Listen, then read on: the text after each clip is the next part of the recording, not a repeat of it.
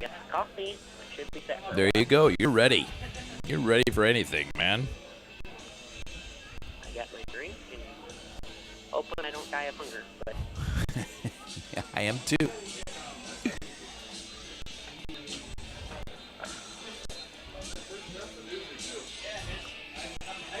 Tony, it's about to go on the air, we hope. So really try to put it over on the Comet side.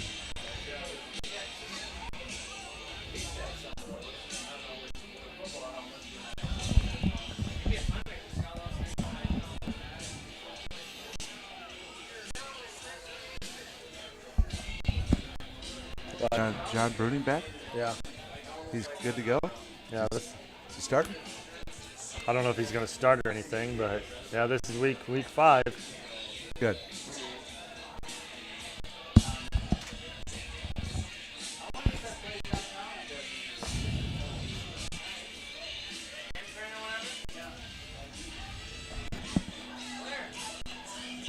can you hear stuff now? No, sir. Oh. Okay, well, the intro's playing now. Okay, so you'll just text me when we go on the air, would you? Okay. And then check with Chris, okay, bud? I swear I had everything right. Just check with Chris, okay? Okay. It's all good. Stay right here.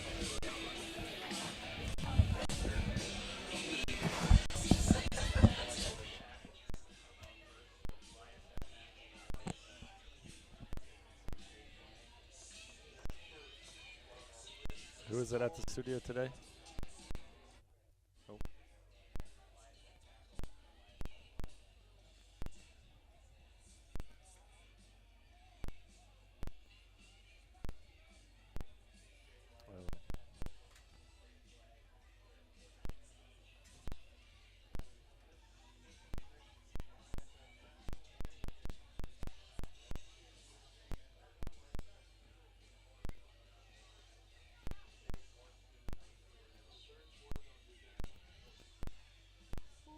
Okay, here we go. And it's yours. The Charles City Comets are on the air. Good evening, Comet fans. It's Comet football time again. Comet home football tonight. We welcome you to the Mills Incorporated Comet football pregame show, and we are live at Comet Field tonight. Dave Williams, Tyler Downing, and me, Eric Hofer, along with you on this Friday night. It's a beautiful Friday night, and we're ready for some Comet football. Coach Downing, Coach Williams, good evening, gentlemen. Good evening there, Coach Hofer. Well, good evening. Tyler, not a bad night for football. We're in late September. You don't expect temperatures to be in the 80-degree range like they were today.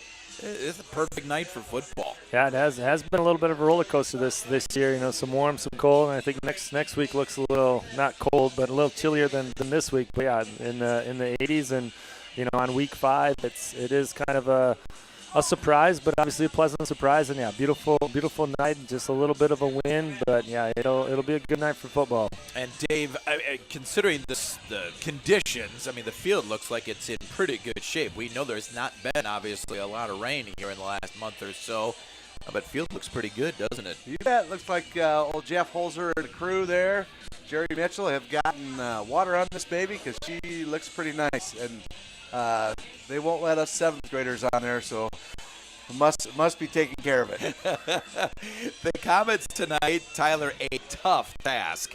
The number 1 ranked Algona Bulldogs are here at Comet Field to take on our Comets. Algona, a 4-0 record, including victories against Spirit Lake, who we know is a solid program. Number 1 in the state. Comets come in 3-1. Tyler, this is not going to be an easy game. You're exactly right. Obviously, you know, they got some key players on offense, and then they got some studs back from last year as well from their team that went to the playoffs. And you know, their front 5 doing a nice job protecting the Mansky kid at quarterback, who's going to Iowa State. Obviously quarterback there too, and we saw him at third place as well. last year and how well he can throw the ball, and obviously getting a year older, it's his accuracy and his arm strength has obviously just improved with that. But yeah, there's a little bit, it's a good task, it's a good opportunity to see where we're at, in our season, and obviously with the loss last week, hopefully to bounce back from that and play a good 4 quarters here. Dave, you and Tyler were saying off air that you've watched some film on them this week, and like Coach Dunning was just saying, this young man, Mr. Mansky, can throw the football. He sure can. Watching some of his passes are stuff you see on Saturday and Sundays. They're deep crossers. Normally, high school football teams don't throw deep crossers. It's about it. Like Tyler said, the O-line does a good job of protecting for this Mansky, and then he can sling it 40, 50 yards downfield, and guys hitting a guy full stride. They've scored, Dave, 43 points a game in their 4 games. That's their average. They defeated Spirit Lake at Spirit Lake 42-40. They won at Forest City 61-36, and then home victories against Estherville Lincoln Central 34-12 and Boyden Hull Rock Valley 35-0. This team can put a lot of points up on the board. They sure can, and the game I watched was the Boyden Hull game, and I think they turned it over 2 or 3 times too. So, maybe they didn't have those turnovers, it would have been a little higher average. So yeah, they're bringing that offense, and defensively, a little interesting to watch. They run a 3-3. Normally, 4 3s or 4 4s at the high school level, even the old 5-2, but they go 3-3, 3 down linemen, 3 guys with their hands on the ground every play, and then 3 linebackers. Now those 3 linebackers are 1 or 2 of them or 3 of them are going to be blitzing, and from where you don't know. So they got, and then they got 5 defensive backs back there. Now that defense is kind of long since the spread offenses hit. That's kind of what you see at the college level a lot, maybe even the pro level a little bit, but. That I think that I'm looking forward to see how our offense goes against that defense, because we don't throw it around a lot. We don't spread around. We come right at you and hit you in the mouth. So we'll see if they run that 3-3 or if they're going to put some more people on the line. So against a normal offense, a more spread offense, can a defense that plays a 3-3 and then 5 that are farther back, can they be aggressive throughout the game but then still be covered up if the aggressing blitzer doesn't get to the person who they're trying to get to? Well, they got 5 defensive backs, so, 1 more than normal, maybe 2 more than normal, and so that's what's happening. And then you got to put pressure on those quarterbacks. You got to give them. So even this guy right here, you probably want to somehow disguise what you're doing. Yeah. And I would imagine Coach Bjorklund got a little bit of that in, and then some blitz packages too, because if he has time to throw, he will put it right on a receiver. That's for sure. And Tyler, this defense for Algona, the last 2 weeks when they've played 3A competition, they've given up just 12 points. That 34-12 victory against Estherville Lincoln Central and shutting out Boyden Hull Rock Valley last week. Yeah, and like Dave said, those 5 DBs, a couple of them are almost linebacker size and linebacker, and some DB speed to make up for playing some of that safety kind of ish. When they do come up and blitz, and they do have to come run fill. So yeah, they do a good job filling their gaps, and after they get the gaps filled, they do a pretty good job pursuing as well. So you'll see some gang tackling and moving to the football, because yeah, they're pretty athletic on the defensive end as well. Obviously, just like the offensive end, and obviously we talked about the Mansky kid. They got. This Jack Limbaugh kid as well, who's going to Iowa State to play football as a D end as well. So obviously you gotta to play that 3-3. That dude there obviously takes up a lot of space. He can make some plays. And then you talk the other athlete, Tate Slagle's going to Iowa to play baseball. So, wow. They got some athletes on the field, not only football athletes, but just athletes in general. So. Like I said, it's a great opportunity for us, and obviously a good challenge. I know, Coach Bjorklund's excited, and he got a couple wrinkles up his sleeve, and like Dave said, and they'll be prepared for what Algona brings them. We'll put them in the right spot, and we just got to make those plays when our guys are in the right position to make them. If you're just joining us, we welcome you to the Mills Incorporated Comet Football pregame show here on KCHA. Tyler Downing, Dave Williams, Eric Hofer reporting live from Comet Field, where tonight the Comets and the number 1 ranked Algona Bulldogs will tangle here at Comet Field. If you're looking for something to do, hey, we'd love to see you here. There's still plenty of room. A good crowd is gathered for sure, but there's still room for you. Otherwise, we'd love the 3 of us if you stayed with us on the radio side of things, or you can also catch the home team call on the video stream that's provided tonight at kchanews.com. You can click on sports and then teams we cover and Charles City Comets, and you will have the live stream, the video stream action of tonight's game. All right, so Charles City comes in 3-1. A loss last week in Mason City by the final score of 49-14. Tyler, Coach Bjorklund, he and I were talking today, and he's going to talk a little bit about this in our interview that we're going to hear in just a few moments. So I don't want to spoil too much of what he has to say. But he pointed out that a few stops on third down and a few completions of some of our longer passes that were pretty close. That's a different game last week. I personally didn't think, and I don't know the game like you and Dave do, I didn't think that we played that badly. I just think Mason City played a really good game a week ago. Yeah, and definitely. And the crazy part with that is the addition of their tight end. I can't even think of what Sanchez Evans, right? We talked about him, coming back from appendix surgery, and him being able to play tight end, and then their old tight end moved to H back, so they were able, that guy filled an obvious hole that they had with him out. So just him back in the game, was a game changer, and obviously wasn't on film or anything for us to watch. But it was he was a nice addition for their ball club, and then the running back obviously Javel had a good game too. But yeah, I think we're in some spots, and if we make a couple plays, it's a different ball game. And like I just said earlier, we'll be in the right spot. So we just got to step up and make that play when the opportunity's there. Whether it's a tackle, whether it's maybe an interception or a fumble, or falling forward for a first down, or make that one block that needs to be made to spring a guy or even get a first down. So we're going to be in the right position. It's just we just got to go make that play. Dave, both you and Tyler talked about the defense that Charles City's going to face tonight. Are you anticipating that Algona is going to change something up against our ground game? Because, Deacon Caspers, along with Braden Ellis and some others, but especially Deacon Caspers, has been amazing. Do you anticipate them changing much up, or how will they attack the Comet offense? Well, that 3-3, some of those 5 defensive backs will have to be in the box. That's for sure. They're gonna overload the box like teams that have had a little success in stopping us. They're going to have to.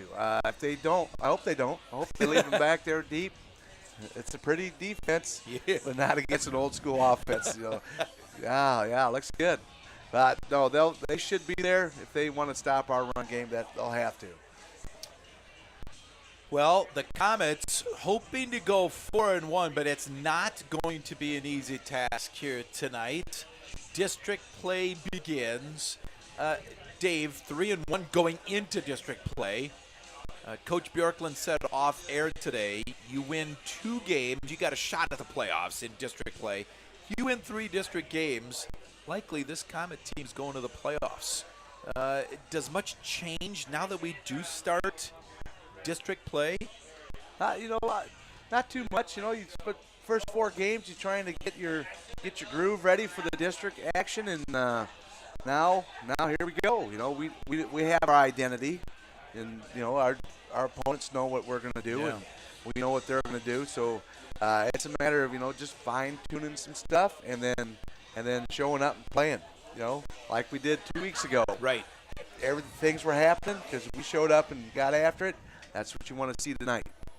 Tyler, do you think that having 4 non-district games, I mean, back in your day, there were 2 non-district games, and then boom, it was right into action that mattered. Those 2 district games didn't matter at all. Is there much of a difference there?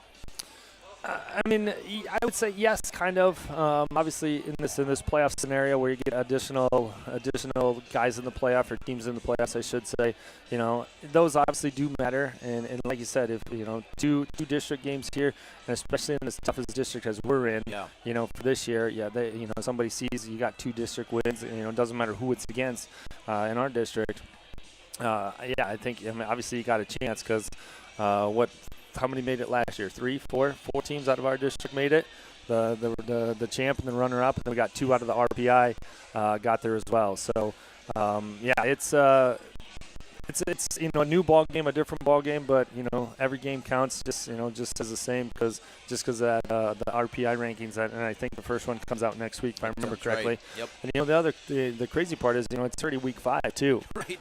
Obviously this fall season has gone by fast, but. It's crazy to be week 5 already, and great. Everyone matters going forward from here on out. Yeah, after this game tonight, we're more than halfway through with the season already. Crazy to think. All right, what we're going to do here on the Mills Incorporated Comet Football pregame shows, we're going to take a timeout. We'll send it back to Chris McCulley, spinning the dials back at our KCHA AM and FM studios. Chris, thanks for your work tonight. We'll hear a few commercials, and then the head coach of the Comet football team joins us. Brian Bjorklund joins us next on your home for the Comets. Fab Oldies 1580 and 103.3 KCHA.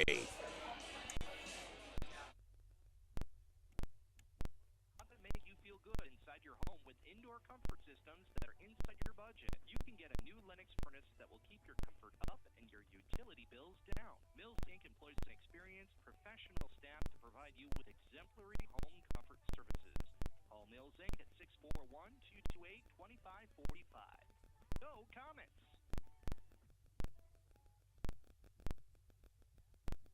Time to think about the coming cold weather with a home equity loan from First Citizens. Get that new furnace or needed home improvement done now using the equity you have in your home. Call us at 800-423-1602 to get started or visit myfcb.bank. Equal Housing Lender. Office World is your HP qualified supplies partner. The HP printers and ink you depend on are always on hand at Office World for your convenience. Give us a call at 394-2646. Visit us online at officeworldnhia.com or stop in at 23 East Main in New Hampton. I'm Jackie Perkins. There's a She-Face Hardware right in your neighborhood with expert advice and the right tools to make your quick fixes even quicker. Around the block, what you need in stock with the people who know their stuff. Welcome to your convenience store. She-Face Hardware is open 7 days a week in Charles City and New Hampton. At Floyd County Medical Center in Charles City, our philosophy is working as a team to help our patients deal with their medical issues. Your job as a team member is play well, put in extra effort, cheer on your team members, and be a good sport. fcmc.us.com. Go! Fight! Win! Nosbush Insurance is here to cheer on all local athletes. We wish you all the best of luck and success this year. Contact Nosbush Insurance in New Hampton for all your insurance needs, your local agency. The butterflies in your stomach turn into dry. The anticipation is over. It's finally time to play. Quality Auto Service wish you another great sports season. Good luck, Comets. Have fun and be safe this year. At Sturgis Tax and Accounting, you receive personalized, one-on-one consultations with professionals that don't treat you like a number. From accounting services to year-round tax management, small business to large farm operations, Sturgis Tax and Accounting. Online at sturgistax.com. We continue with the Mills Incorporated Comet Football pregame show here on KCHA. Another opportunity to hear from the head coach of the Comet Football program, Brian Bjorklund. Well, a Week 4 loss, the first loss of the year, Coach, against what obviously is a pretty solid Mason City team. I'm curious your thoughts about how your team played last week in that loss at Mason City. Yeah, that was, and talking to some people up there, that was the first time their team was full power, meaning week 1 and 2 ineligibility for academic or behavioral reasons. Week 3, they got still some people missing. Week 4, they had all their full team back. So it makes it difficult scouting-wise, what you prepare for when you don't know who you're going to. And it's not the NFL where they release injury reports daily and the status of insert player is. So you have some hearsay. They had a player back, tight end number 85, who's I think probably their second best player overall, minus their wide receiver, number 1 Hobart. And he moved to tight end, which allowed the guy that played tight end to only play inside backer, and the other guy to play just their H-back, which took their H-back then to play wide receiver. So it put their people in positions they needed to be. And the week before, talking to their staff a little bit too, Mason City staff, they thought if they could have had that full staff power against a ranked opponent, which was Gilbert, that they would have performed much, much better. They had turnovers there too, so again, we watch film and you get better at seeing what teams do as the year goes on. Moving forward for us, like we have a good idea, now you just got to match up your talent. So what hurt us too is defensively, third downs, we could not get stops. We had a lot of third downs, which means first and second were positive. I'm talking like third, 5, 6 or longer. I think we only had 1 stop, and that was on a bad snap over their head. So that does not happen all that often. What it shows us, it's all not a loss isn't for everything, or it's not the end of the road, end of the story. It just shows right expose that we need to do on the defensive backfield, get our guys come up and run feel better, which was the issue. We could stop at the D-line, linebackers could kind of make it bounce. There's nobody there to tackle it on the back end of it. Offensively, we were like a block away in the first half from doing what we wanted to. They put 9 of their 11 guys inside the box, which is from tackle to tackle, which is manned up on the outside. We missed a few deep shots that in previous games had hit. They had their deep shots hit. So we flip a few of those. I think it's a much, much closer game, an interesting twist how it might end. In the second half, when we came out, we did have 2 scoring drives against their starting defense, and they couldn't adjust what we adjusted to ourselves, and we still ran the ball really, really well. So the biggest difference is we didn't get third down stops, and we didn't connect on our big type of plays that we'd done previously, whereas they did. So that was the biggest difference in that game. Throw in also the personnel adjustments made it hard to predict. We made changes, but again, when you get down a couple scores and you don't have a big play capability that hits, you're going to be behind it for a little bit. So overall, non-district play is done. Learned from that game. Felt just fine moving forward here. So let's talk about the moving forward part. You've obviously had a week of practices.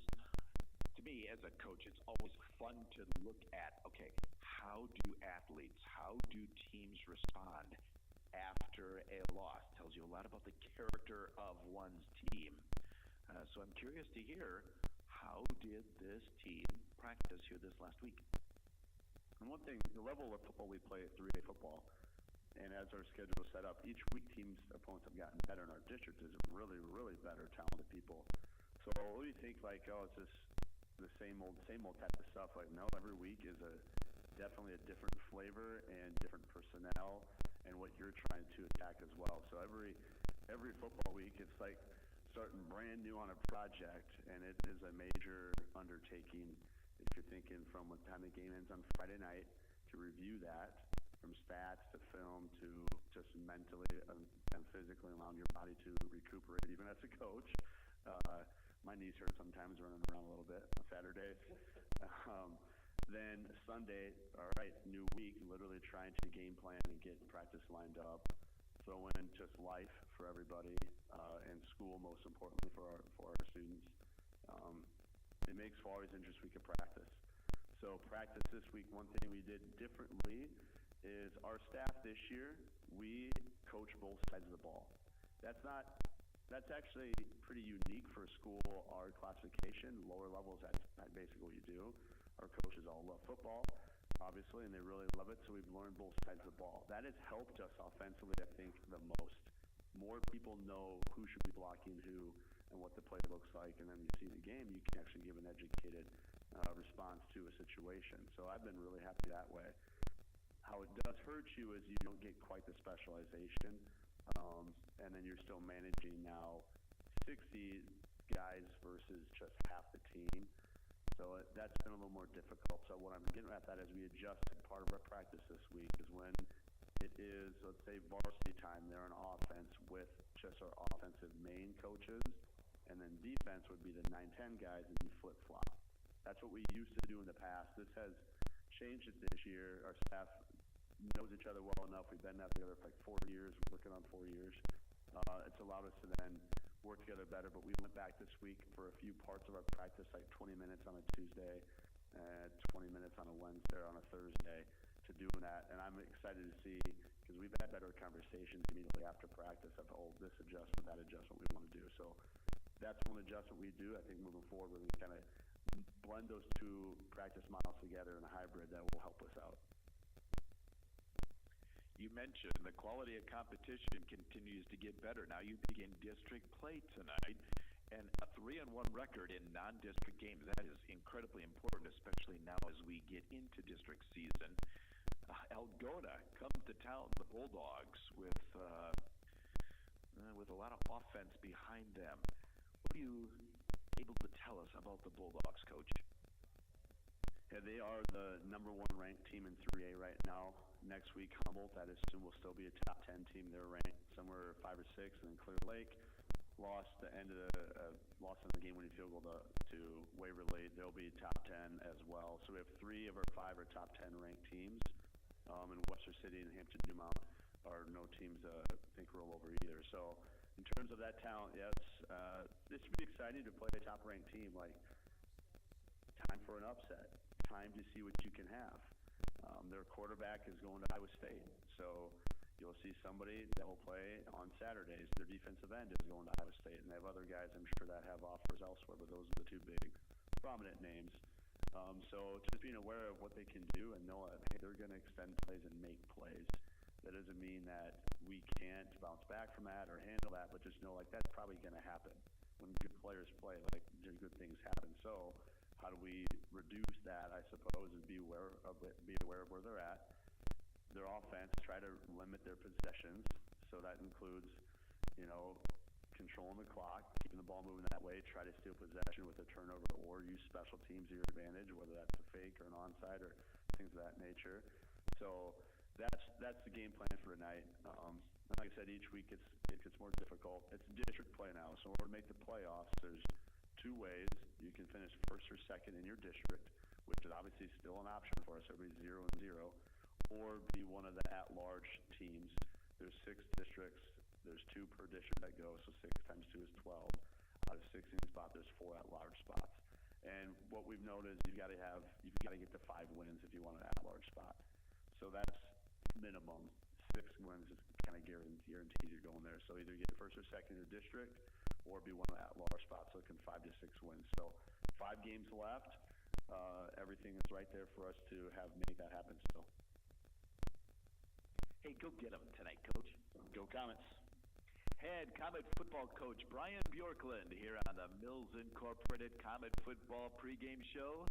Dave, Tyler, and I have Comet kickoff next. The Comets and the Bulldogs on your home for the Comets. Tab Oldies 1580 and 103.3 KCHA.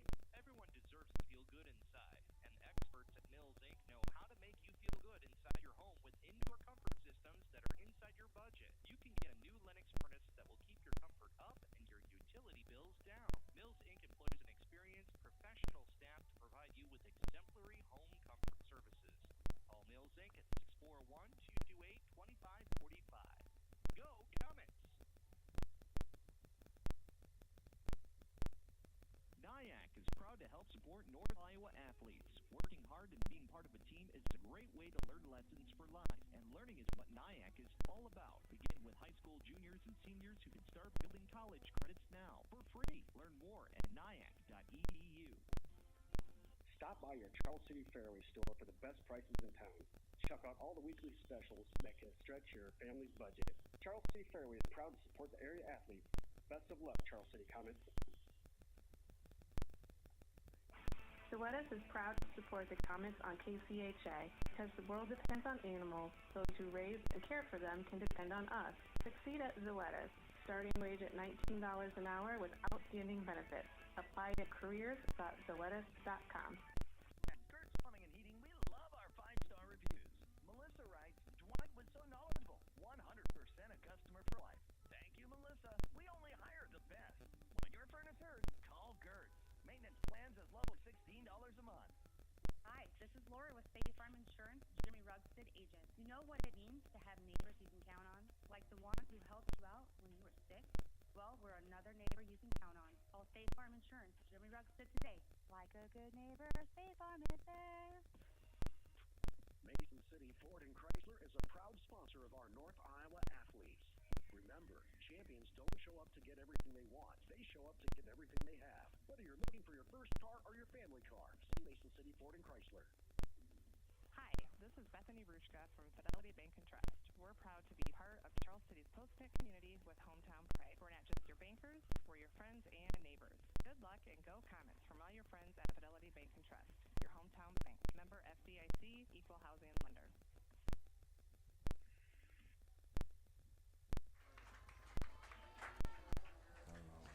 Welcome back to Comet Field on the Mills Incorporated Comet Football pregame show here on KCHA. Thanks to Mills Incorporated for sponsoring our pregame show not only tonight, but each and every time you hear the Comets here on KCHA. Thank you, Mills Inc. Dave, the Comets, well, they'll take the opening kick. I don't know if they won the toss, but they will take the opening kick. You like that plan, Coach? You bet. You bet. I don't think Algona ever defers. I don't know. I would probably want to put my offense on if I was them. So, yep, that was probably, I think that was our choice to take the ball. And like Coach Downing said, keep their high octane offense off the field. Tyler, a year ago when we were over in Algona, they scored 28 points within the first 12 minutes of the football game.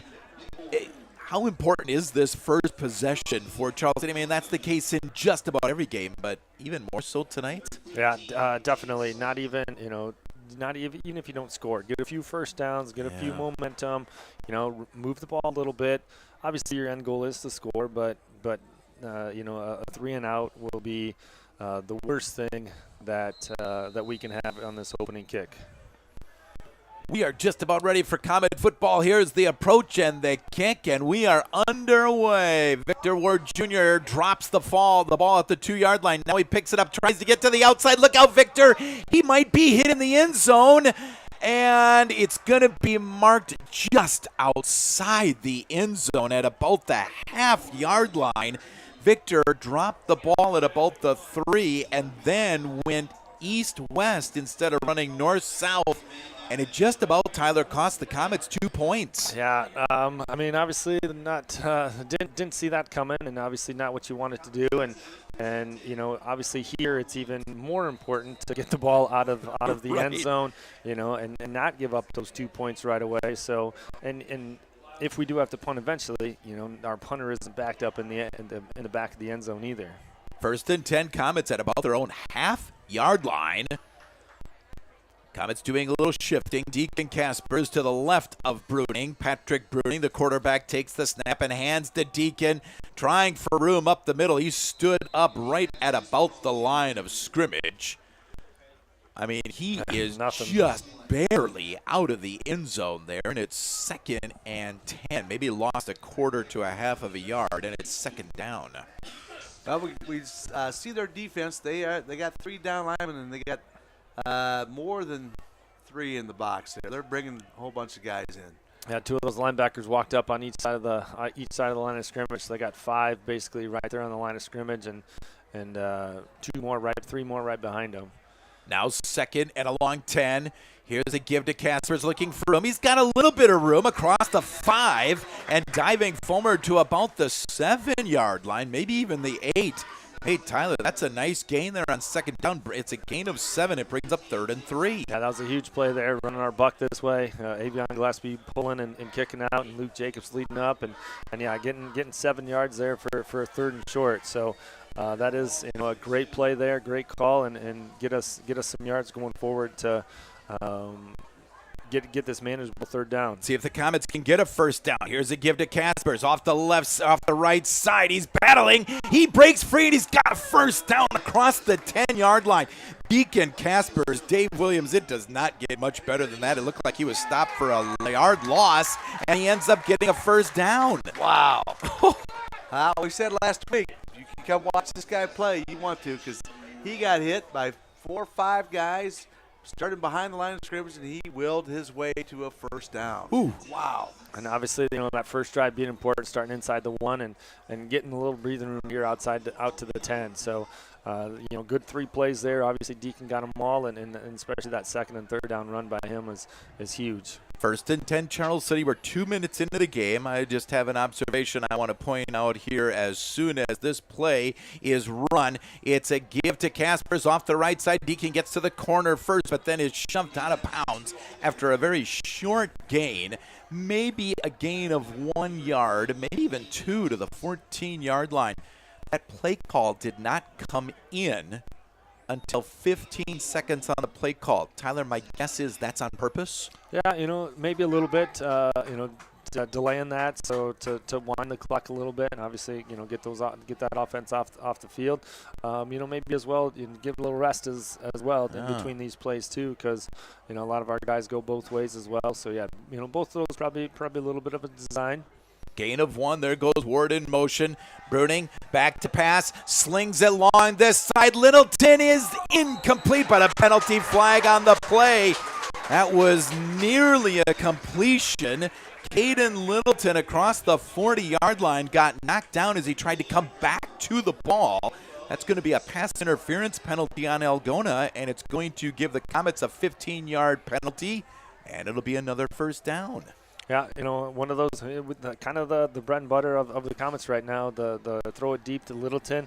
Patrick underthrew it just a little bit. Littleton tried to come back for the ball, and William Whiteshirt ran into him as Caden's trying to come back for that football. So, a 15-yard penalty and another first down here for the Comets. They're taking advantage of a little man-to-man coverage because they want to load up that box. That's going to give us man-to-man coverage on the outside, and so far, we didn't complete it, but got us a first down. You'd think, Dave, that at least plants the seed that a completion like that is possible.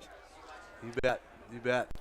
It's coming. They still looks like they're manned up. First, and even if Patrick throws that a little bit sooner, and hits Caden on a run instead of him having to come back, that's a big play.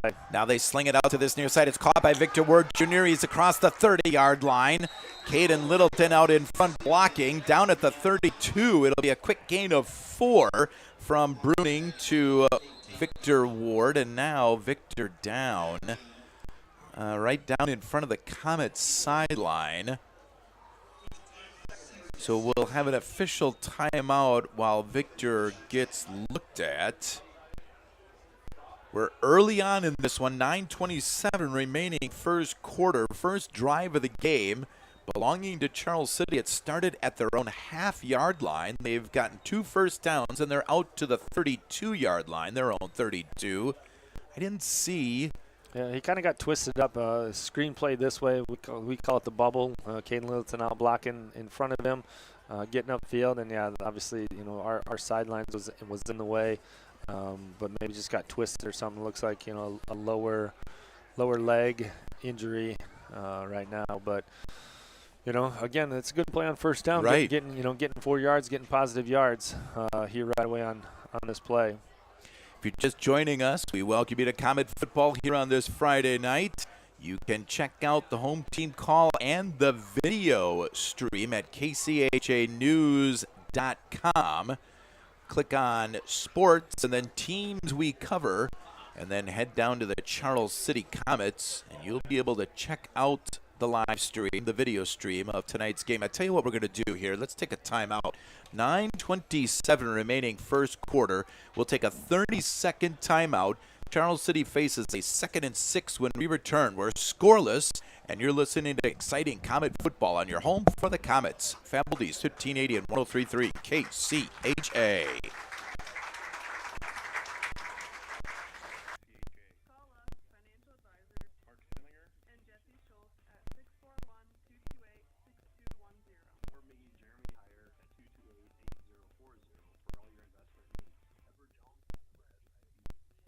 Country Co-op and Beafield are now Nexus Cooperative, your full-service ag partner, supplying all your agronomy, energy, feed, grain, and lumber needs throughout northern Iowa and southern Minnesota. Learn more at nexus.coop. 2nd and 6 from the 32. We'll talk about Victor Ward in just a moment. Here's a give to Deacon Kaspers. He's going to be bottled up right near the line of scrimmage. Deacon fighting for maybe a yard very late in that play. Algona being very aggressive defensively, and it's 3rd and about 6 for the Comets, maybe 5.5 from their own 33-yard line. Victor Ward helped off the field, definitely favoring his left foot, left ankle, left knee, being tended to by Riley from Synergy down below us on the Comets sideline. 3rd, and we'll call it 5.5 from the 33-yard line. Comets need to get it to the 38. Here is a pitch to the far side. Algona, it's going to be a first down. That is John Bruning. Welcome, John Bruning, here in Week 5. John was not able to play the first few games. Tyler, he's a welcome addition. He's got some speed and some power. Yeah, he's athletic, and like I said, he's got some speed, and we've ran that him in motion with Victor, going forward, but we've never gave the ball to Victor, with that Zorro motion either. Clock stopped, 8:23 remaining first quarter. That's first down number 3 for Charles City.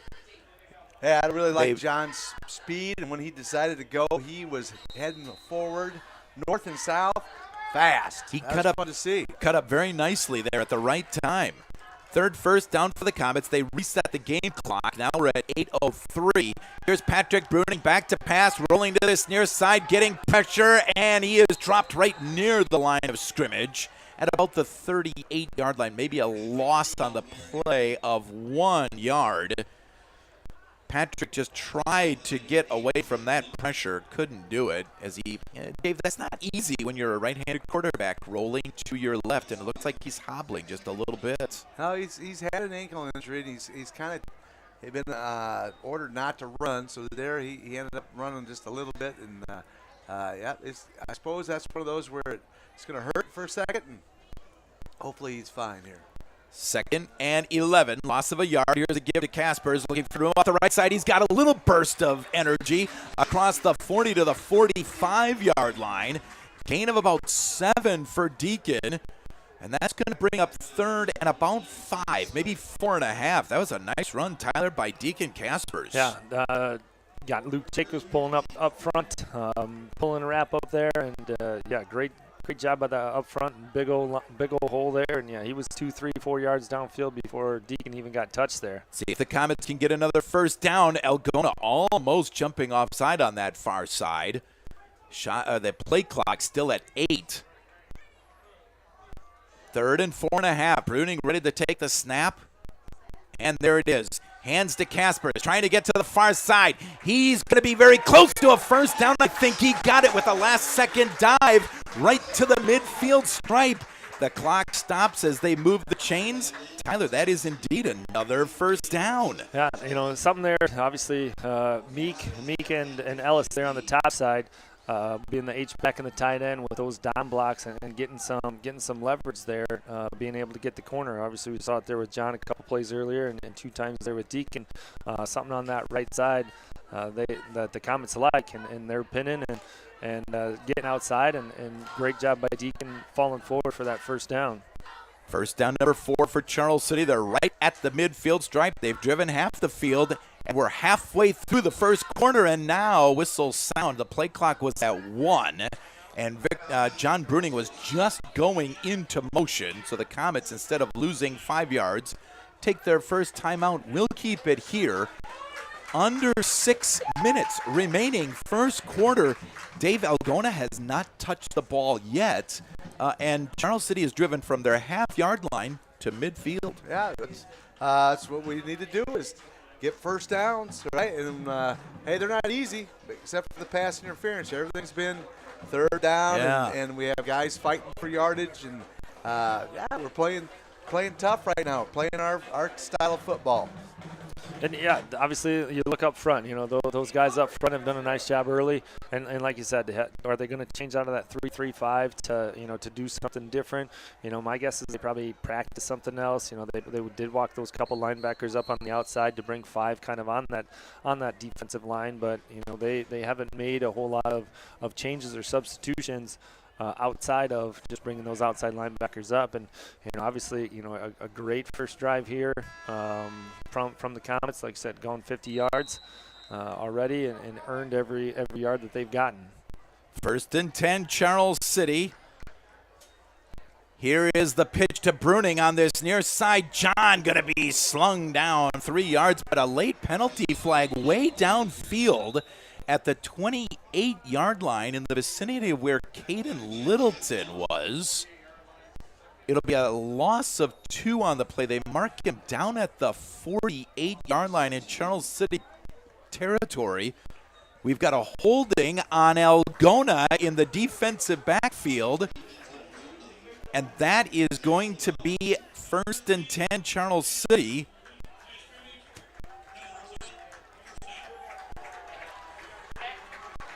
Yeah, I mean, I don't know what happened. Obviously, Keaton Littleton going out there and held him, and you know, fortunate for the Comets. You know, like you said, it's way downfield. Way downfield. Outside, you know, not in the vicinity, but and the other thing, you know, giving this ball to John twice. John can throw it too. Yeah. You know, so maybe they got a little. Maybe shouldn't say that on air, but you know. Maybe that little What wrinkle. other secrets you going to give away there, Coach Downey? 1st and 10, Charles City at the Algona 40-yard line. 5:41 remaining first quarter. First drive of the game. Here's a give to Kaspers.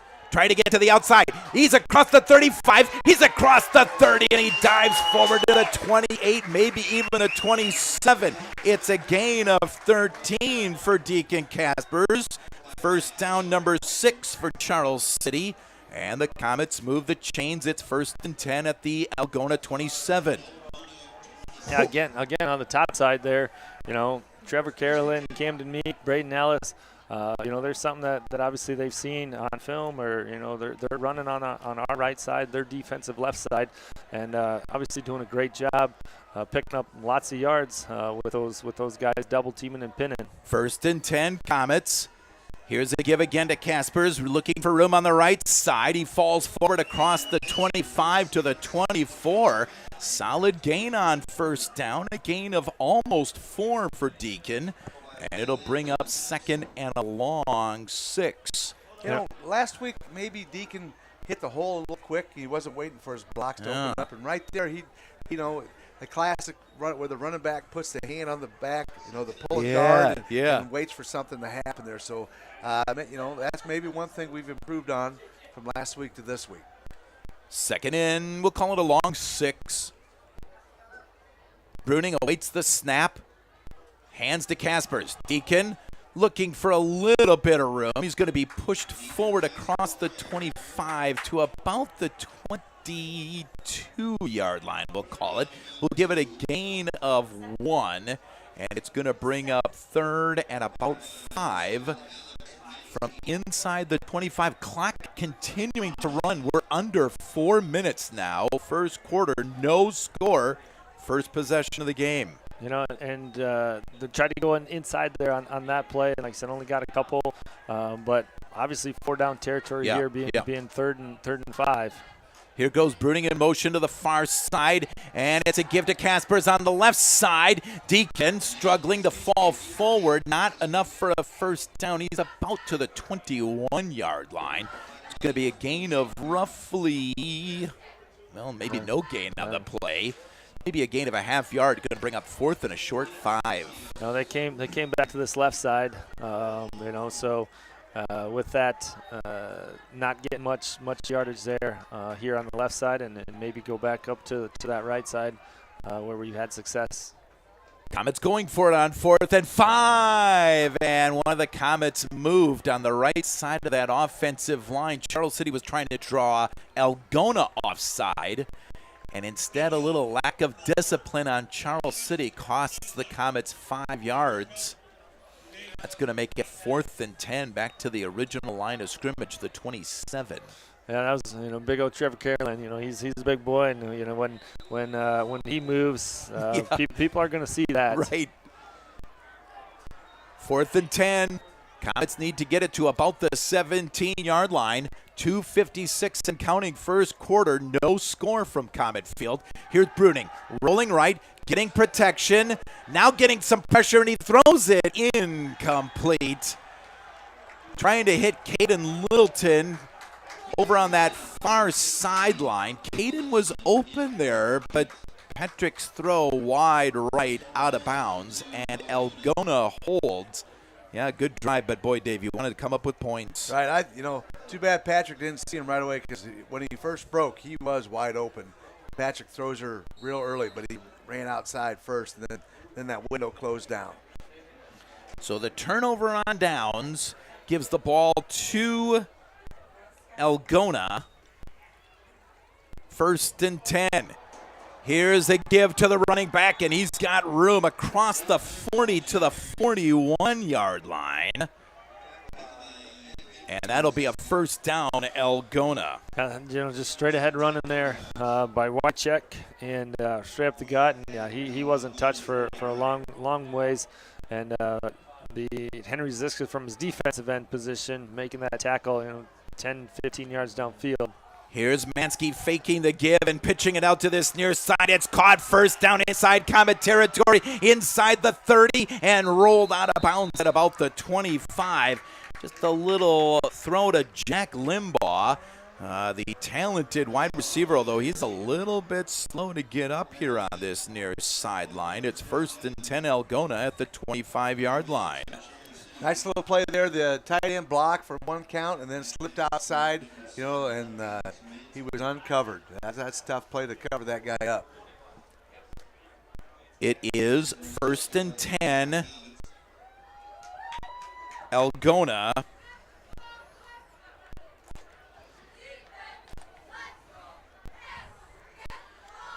Wait a second. 1st and 10, back to pass, and a throw to the far side is incomplete. He tried to hit Evan Alley, a 5'10 junior, and it couldn't do it. That's going to bring up 2nd and 10. I'll tell you what, the game I watched, he didn't miss a receiver. So there he overthrew that guy a little bit. We got him shaken up. All right. He's pretty darn good. Well, I bet you, he still has plenty of time to throw. They do a good job protecting their big asset there. 2nd and 10. Ball at the Comet 25-yard line. No score. First possession of the game for Algona. 2:09 left. Here's a give to the running back across the 20, across the 15, and he falls forward very close to the 1st down. I think it's going to be enough for a 1st down. Straight up the gut there. H-back did a good job pulling and up front there.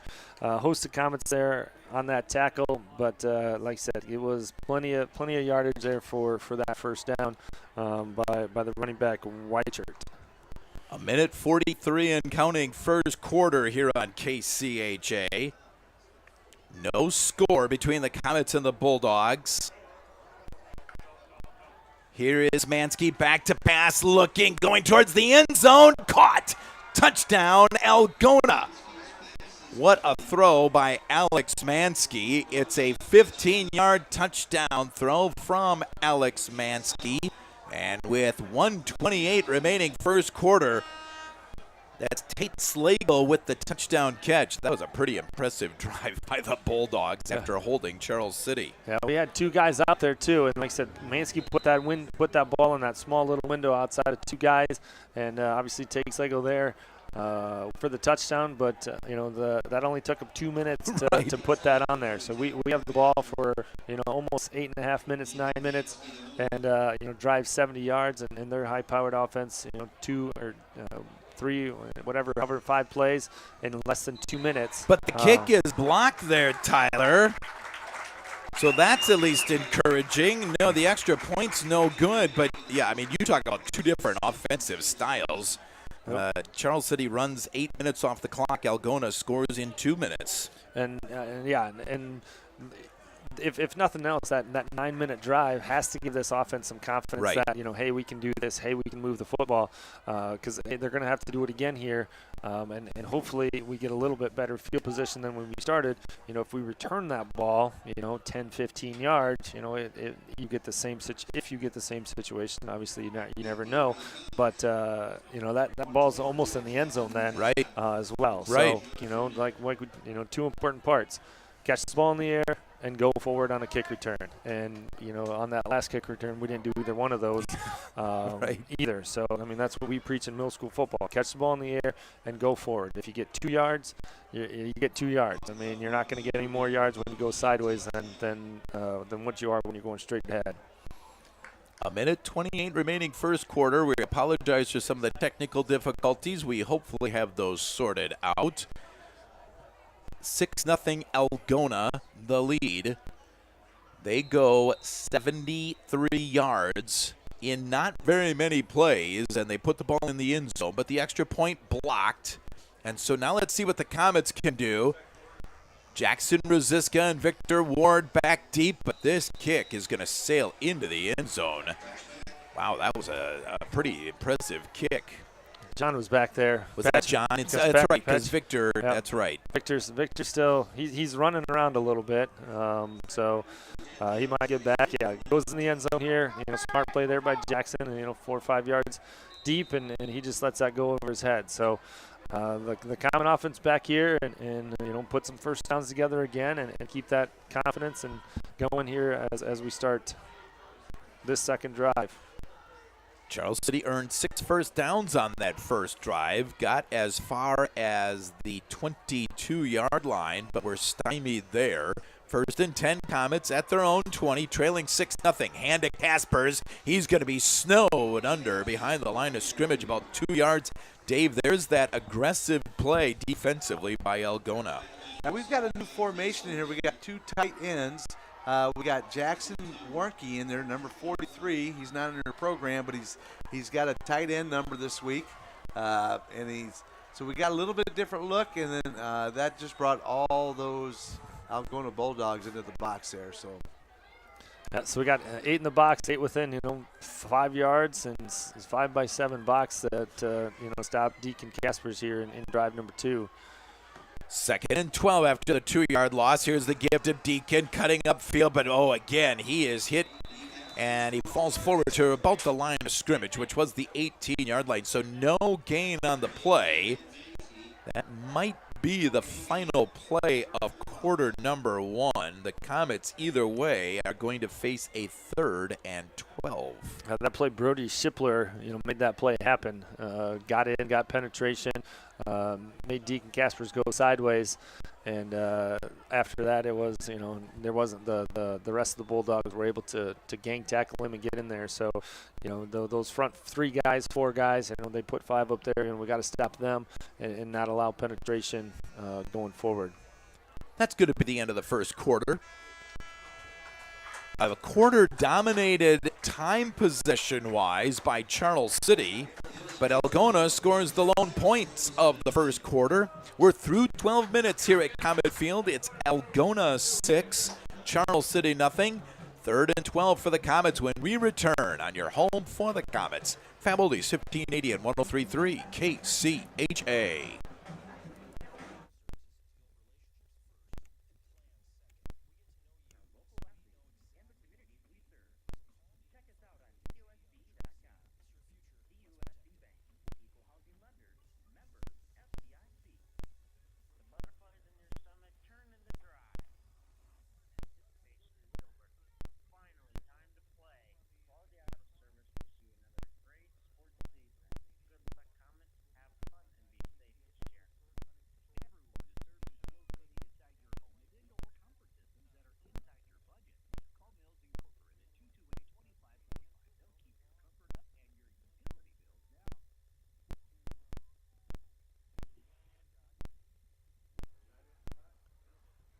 At Comet Field, we have hit the beginning of quarter number 2.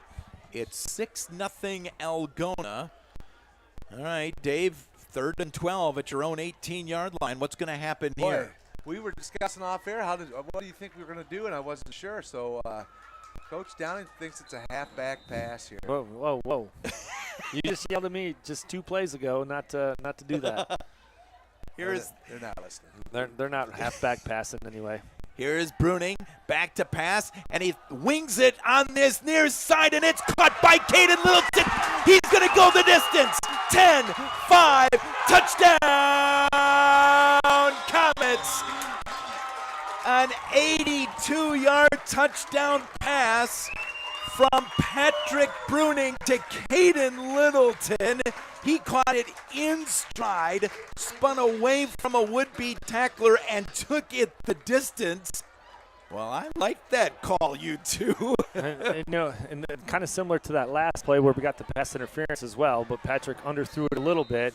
That play, Patrick didn't underthrow it and hit Caden Littleton in stride, and obviously Caden's got some speed, and yeah, like I said, got away from one guy, and after that, he was gone.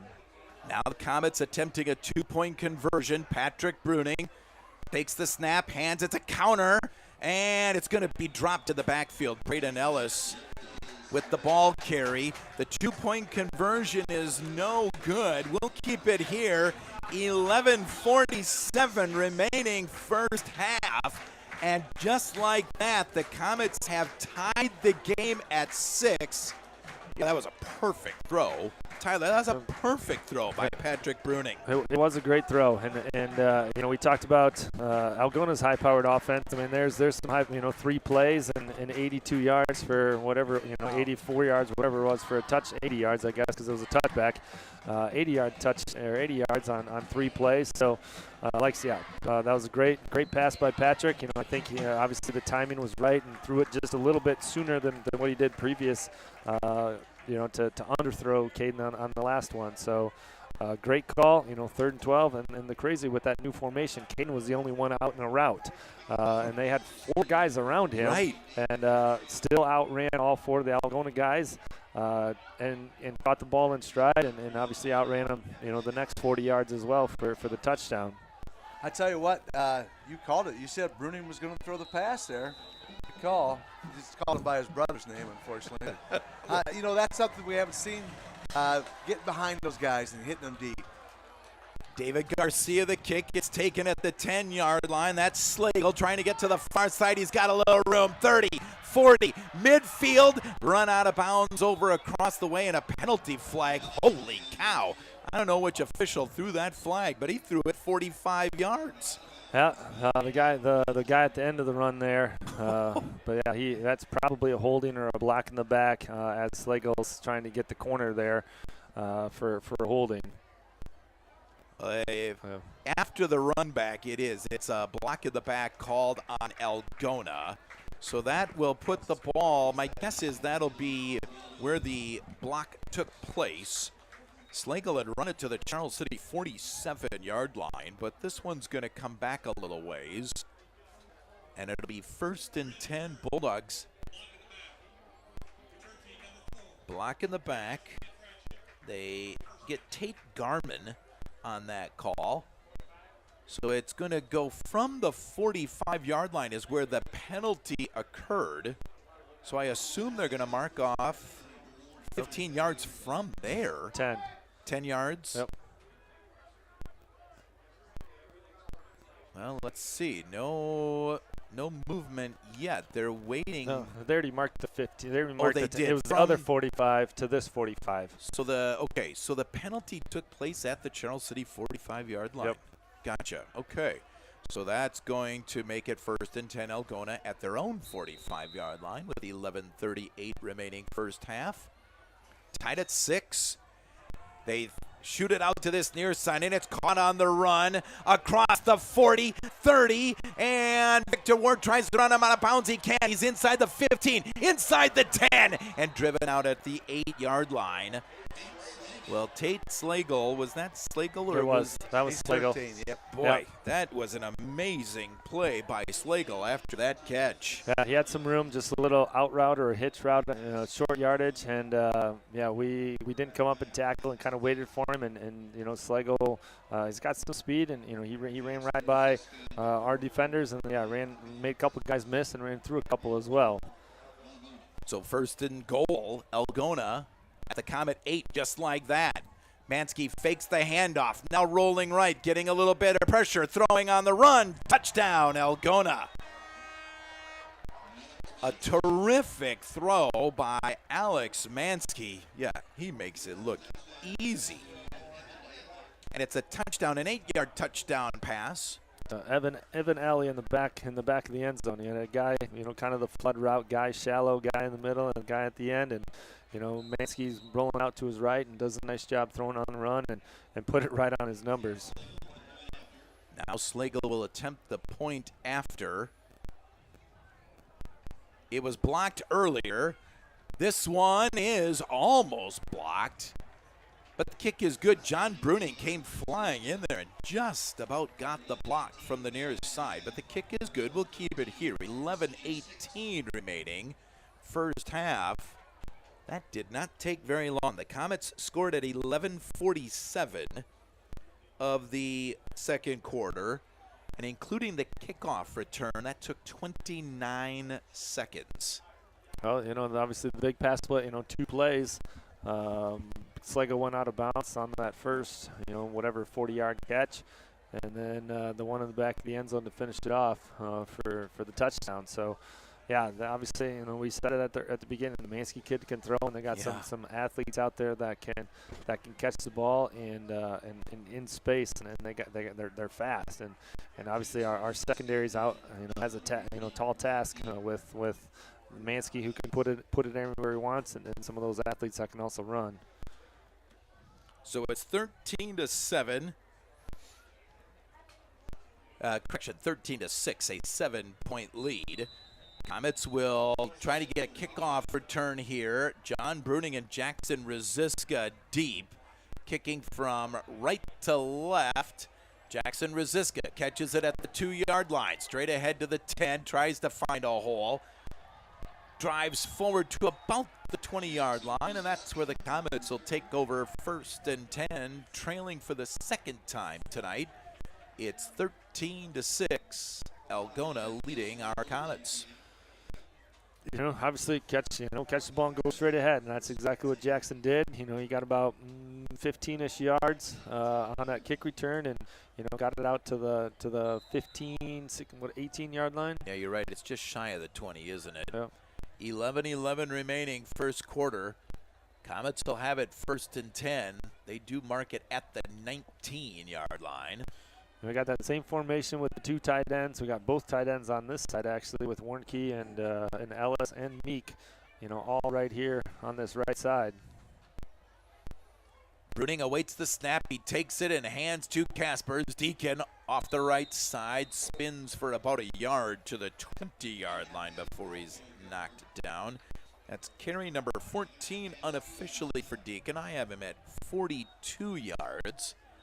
Yeah, short yardage there. Gain of 1 up to the 20, but like I said, Algona did a good job gang tackling there. One guy got him, and then the rest of them were right there in a hurry.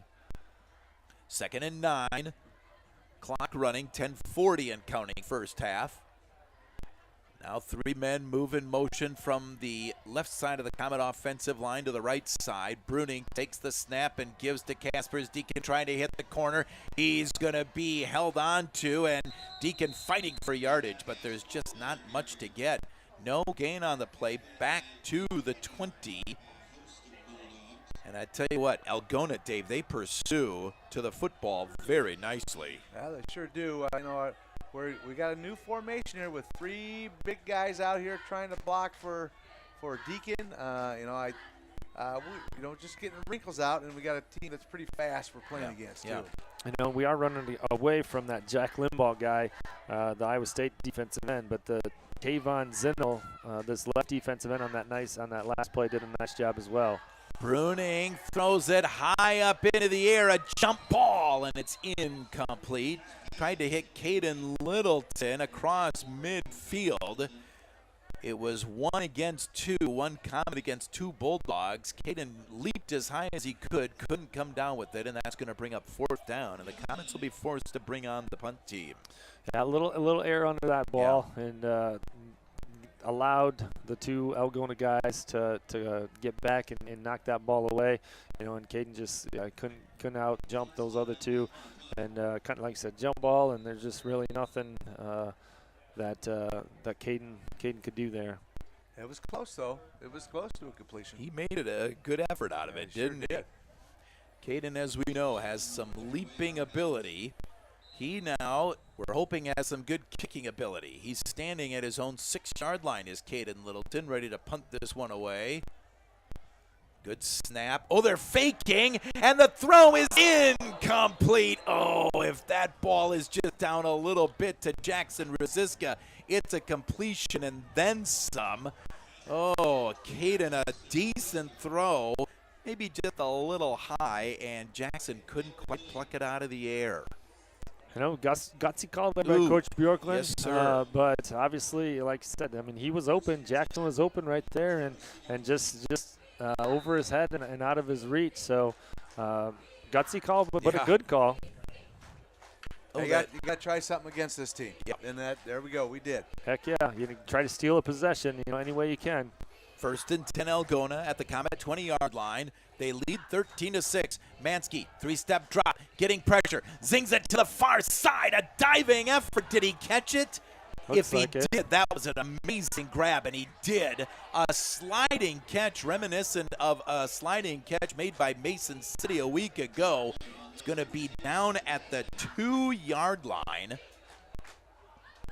Take Garmin with that. Out of the back? Is that out of the backfield? Where did it come from? He's the tight end, wide receiver, over there on the far side.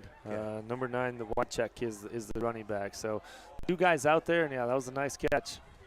1st and goal. Here's the give right side. That's Garmin towards the end zone. Touchdown, Algona. Tate Garmin goes 2 yards. Number 9. That was 9 instead of 4. White check. Okay. White shirt.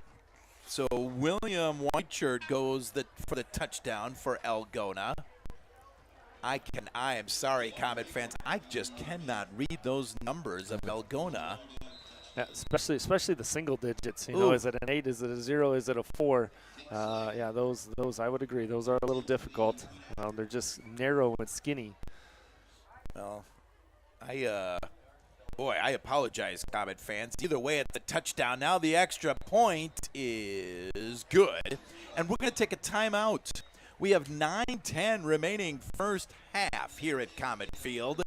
Algona has had the ball 3 times. They've scored all 3 times, and they've done so very rapidly. We'll take a timeout. It's Algona 20, Charles City 6 on your home for the Comets.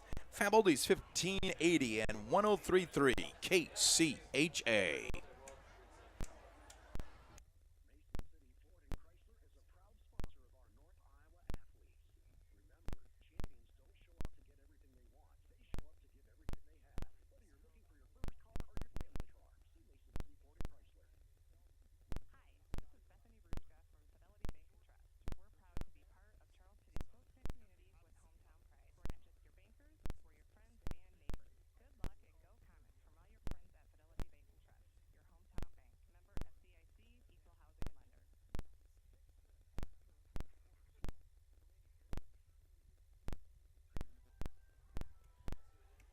With Chris McCulley spinning the dials back at our KCHA AM and FM studios.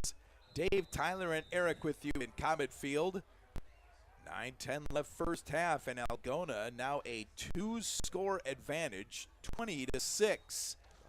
Here's the kickoff, angling towards the far side. It takes a bounce. It's picked up by Jackson Rosiska at about the 5-yard line.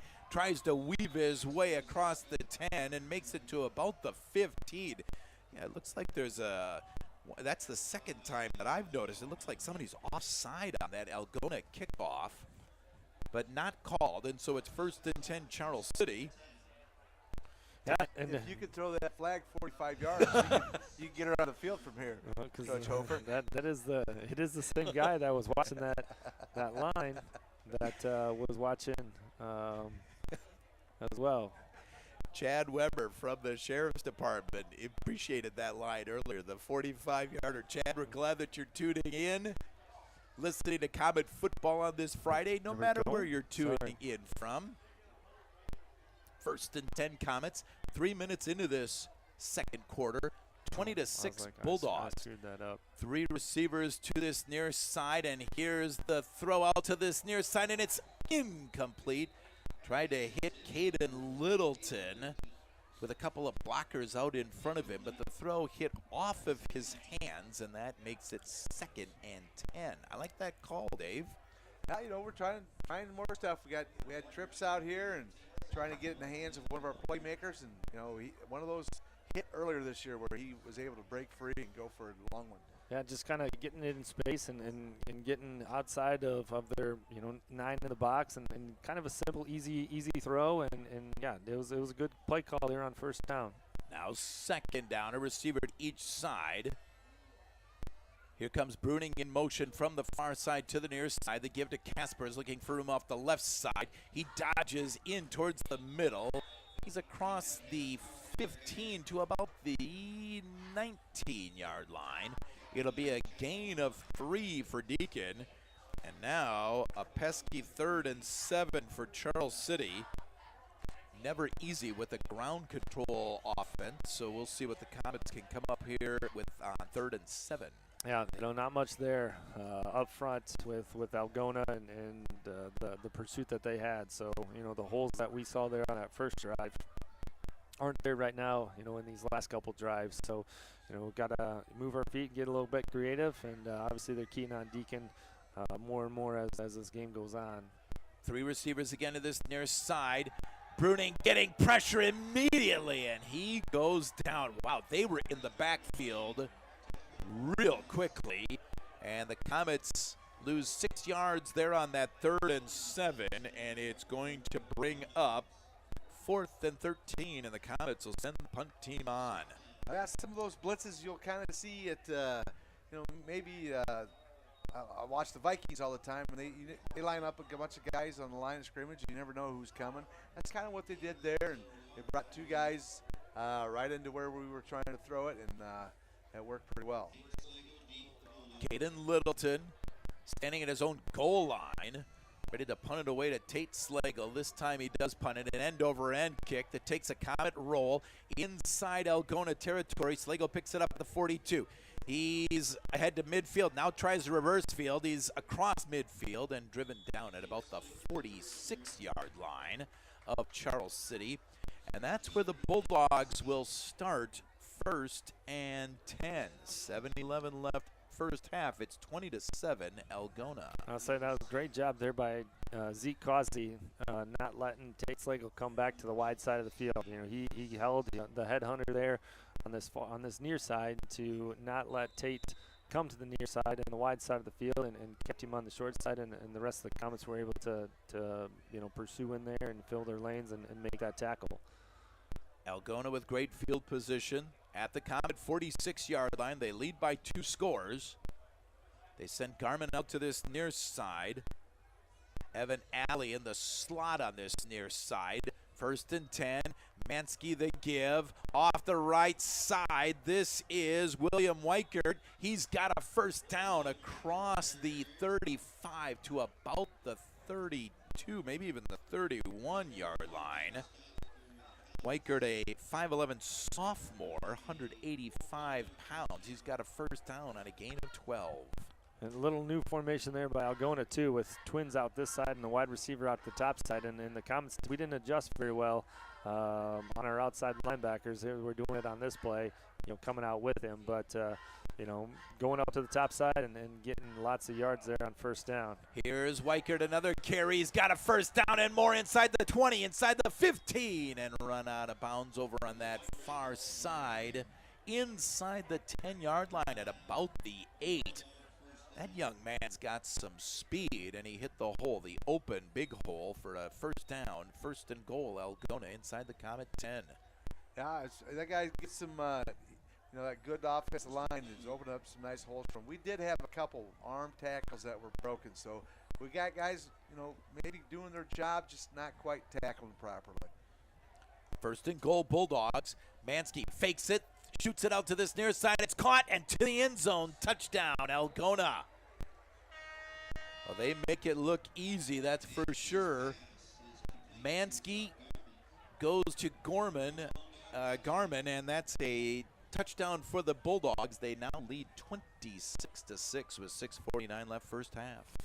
And, run the ball, and, when you're expecting run or thinking run, they throw that little out pattern, blocked with the other two guys, and, he goes in for pretty much untouched there for that touchdown. Tate Slagle, the 6'2 senior, on to attempt the extra point. The kick, it's good. We'll keep it here. 6:49 left first half. Algona has scored on all 4 possessions. They've scored 21 consecutive points, and they lead our Comets 27-6. Well, this was a tough task, Dave, to begin with, but it's suddenly gotten a lot more difficult here. This is such an impressive Algona team. It sure is. And they just, the last 2 possessions have had, really short field. Yeah. All right, so, our fake punt, that's the drawback of not getting that is short field for this high-powered offense. We get that fake punt, but now the scores, we're still marching maybe. Who knows? But we need to get back and get that drive going again. Get some first downs and eat up some clock and maybe punch one in here before half. Elsewhere in the district tonight, Humboldt travels to Hampton Dumont Cal to face the other Bulldog team in the district. And Clear Lake is hosting Webster City. Webster City, a 1-3 record in non-district games. Everyone else at 500 or better. 16 wins against just 8 losses for the 6 teams in our district in those first 4 weeks. Pretty good district. That Clear Lake Waverly Shell Rock game last week must have been a good one. Here's the kick, and it hits at about the 10-yard line, falls forward. John Bruning goes and picks it up, now tries to escape to this near side, and there's no chance. Algona with great kick coverage. John's going to be dropped at about the 11-yard line, and that's where the Comets will start 1st and 10, trailing 27-6. Yeah, you talk about that Waverly Clear Lake, we were listening to it, and when we got in the car last night on the way home last week on our way home from Mason City, and pretty much every touchdown was 60 yards, 70 yards. Really? They were all big plays. One, they said Clear Lake fumbled on the one, and Waverly went not on the fumble, 99 yards on that possession, but with a 60-some-yard touchdown or whatever it was. So they were lots of big plays. Here's Bruning throwing, and it's complete to Camden Meek at about the 20-yard line. If Camden wouldn't have slipped, he would have had a first down and maybe a whole bunch more. Dave, I don't know how Patrick Bruning got that ball to Meek. Kind of a sidearm He does flip. got a little sidearm to him when he throws the football, and that was one right on the money and good catch. Yeah, Cam keeps his feet. You got another 10 yards probably. Patrick Bruning or Patrick Mahomes? Yeah, there we go. Kind of looked like Mahomes. He's looking there. the other way. Here's Caspers on the carry. Deacon's going to dive for be very close to a first down. I think he's got it at about the 21-yard line. Short gain on the play, but it is good for a Comet first down. Their 8th first down unofficially of the game, and that's 46 yards unofficially in 17 carries for one Deacon Caspers. Obviously, go back to that first down play call of that short pass, 9 yards. Yeah. Again, pass when they think we're going to run, really opens up those holes for Deacon as well later in the game. Here's Caspers on the carry near side, and he stood up and dropped at about the 23-yard line. Be a short gain on the play. The Comets sent Victor Ward to the far side, hoping that Algona would bite on that. Dave, they did not. They did not. We got hats on hats, but they're just not holding their blocks long enough. If they hold their block another second there, Deacon's going to bust one. So we're getting, they're just shedding our blocks right now, and so we got good play calls, and we got the right guy running the ball. We just need to stay on the block a little longer, and we'll make a big play. 2nd and 9 from the 23-yard line as we approach the 5-minute mark. Bruning throws over the middle, incomplete behind his intended receiver, Camden Meek, who had freed himself over the middle. Unfortunately, that throw just a little bit behind Camden, and that's going to bring up 3rd and 9. That was the old middle school tight end dump right there. Play action, dump it right there. Just missed. So 3rd and 9. Ball at the 23-yard line. Exactly 5 minutes remaining first half. 27-6 Algona. Comets get the play call in. They need to make it across the 30 to about the 32 to get this first down. Let's see what the Comets go with here. Bruning awaits the snap, takes it, throws it right away. It's tipped, and it's intercepted. Towards the end zone. Touchdown, Algona.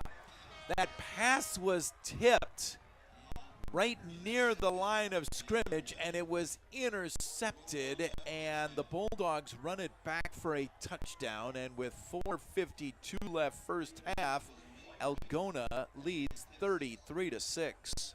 Yeah, no, that was, unfortunate. Yeah. The ball gets tipped. You see it, NFL, college, anything, tipped over the middle of the field, and, it's danger waiting to happen, and obviously that is what happened.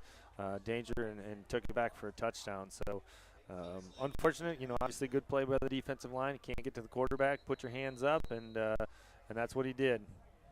Now a penalty flag flies, and do the Comets have one too many men out on the field? We got 12, yep. Yeah, so that'll be a penalty that'll send the ball half the distance to the goal line. Or they can take it on the kickoff too. We'll see what Algona chooses to do. They're pretty good either way. The extra point, they're pretty strong there, but they're also strong on the kickoff. So they choose to take the penalty on the kickoff that will ensue. Slagle, the extra point attempt, and he booms it through. We'll take a timeout, Comet fans. 4:52 remaining first half. It's all Algona suddenly. The number 1 ranked Bulldogs leading our Comets 34-6. Back in a flash on your home for the Comets. Fab Oldies 1580 and 103.3 KCHA.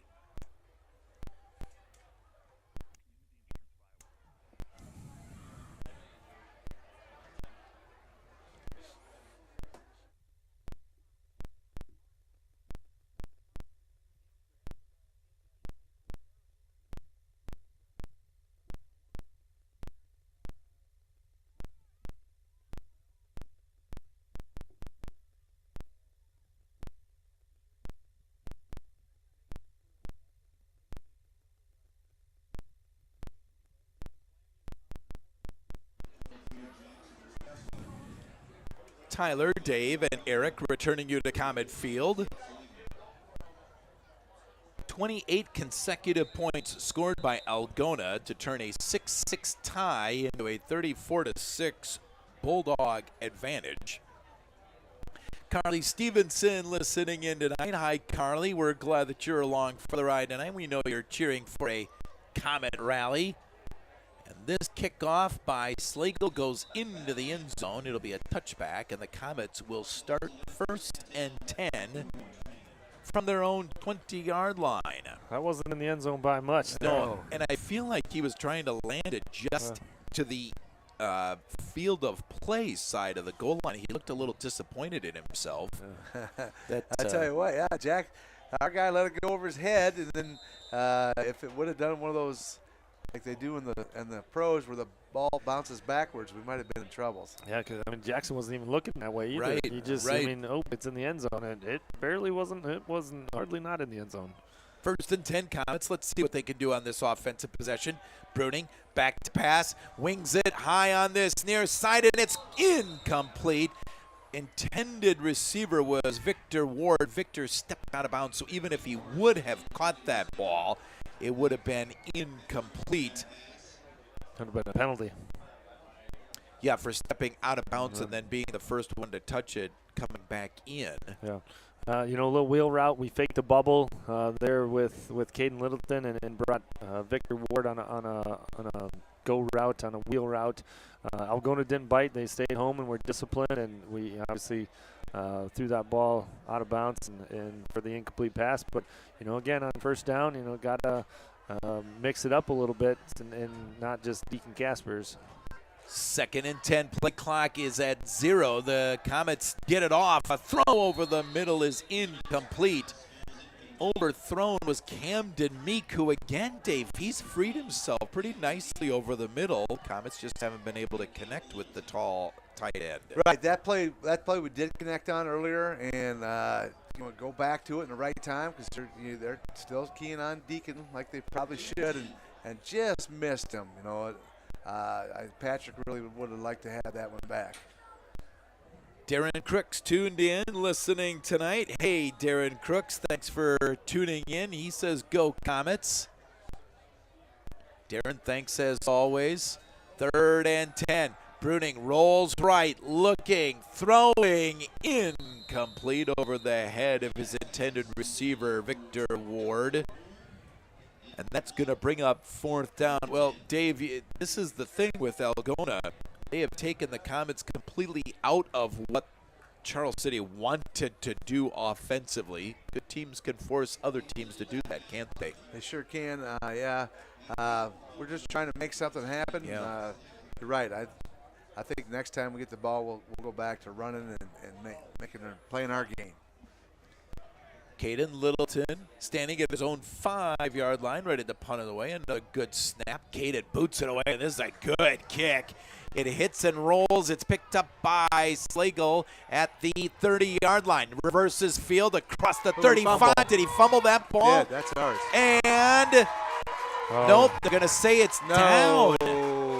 He fumbled it before he hit the ground. Oh, no. Well, the Comets recovered that fumble, but they're going to rule that Slagle was down. Ryder Bieber made the fumble recovery, and unfortunately the Comets do not catch a break there.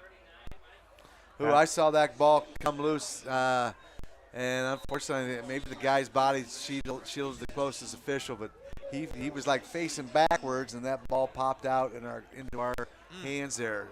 Shoot. I don't say this very often, but I have to agree with Dave. 1st and 10 Algona. We got this on recording, too. That's great. 1st and 10 Algona at their own 39-yard line, leading by 28. Back to pass Mansky. Getting pressure. He is sacked. Back at the 32-yard line, Camden Meek gets the sack. That is a loss of 7 on the play. Oh, that was well done by the Comets there. Yeah, you know what? Cam Meek gets to say someday when this guy's leading Iowa State, I sacked him. Right. That'll be fun. Good play, though. Good. We brought that little bit of a blitz there from the linebacker and paid off. Camden really stuck with it. Mansky tried to escape and almost did. Camden brought him down. Loss of 7, 2nd and 17. Mansky again getting pressured. He gets free, and now we've got a penalty flag on the play. Might be a face mask. He throws it long, and it's caught. 20, 15, 10, 5. Touchdown. Nathan Mansky freed himself when the Comets couldn't get the sack. Alex Mansky rolled to the left. We'll sort out the penalties. It's a face mask on us. Yeah, that's what I was afraid of. There were 2 guys from Algona who were 10, 15 yards behind our defensive backs. And Mansky, got out of that, like you said, and chucked that ball as far as he could. And the Algona receiver had to wait for it. Who caught that ball? That was Nathan Mansky. Oh, Nathan Mansky is his younger brother. Yes. For the touchdown. Nathan Mansky is 6'1" sophomore. We saw him quarterback a few plays a year ago in that game over in Algona. Boy, I tell you, first of all, he avoids the sack. I thought the Comets had him down again. Then escapes to his left and throws a good 50 yards for a touchdown. Now Slagle on to attempt the extra point. It is is no good. Wide left. We'll keep it here. 3:28 remaining first half. It's Algona 40, Charles City 6. And the Comets will have hopefully time for at least another touchdown scoring drive. They have put the ball in the end zone once here tonight. And that means $25 more to the Comet Booster Club, courtesy of Fidelity Bank and Trust. Let's see if I can find my paperwork here. But Fidelity Bank and Trust has donated a bunch of money here already this season to the Comet Booster Club, and they donate $25 more in honor of that 82-yard touchdown pass from Patrick Bruning to Caden Littleton. Be sure to visit Bethany, Adam, or Pat at your local Fidelity Bank and Trust office for all of your financial needs. And the Comets, again, thank Fidelity Bank and Trust, donating $25 more to the Comet Booster Club for that touchdown earlier in this second quarter. $25 so far tonight. $325, I believe, is the total so far this season. Slagle approaches.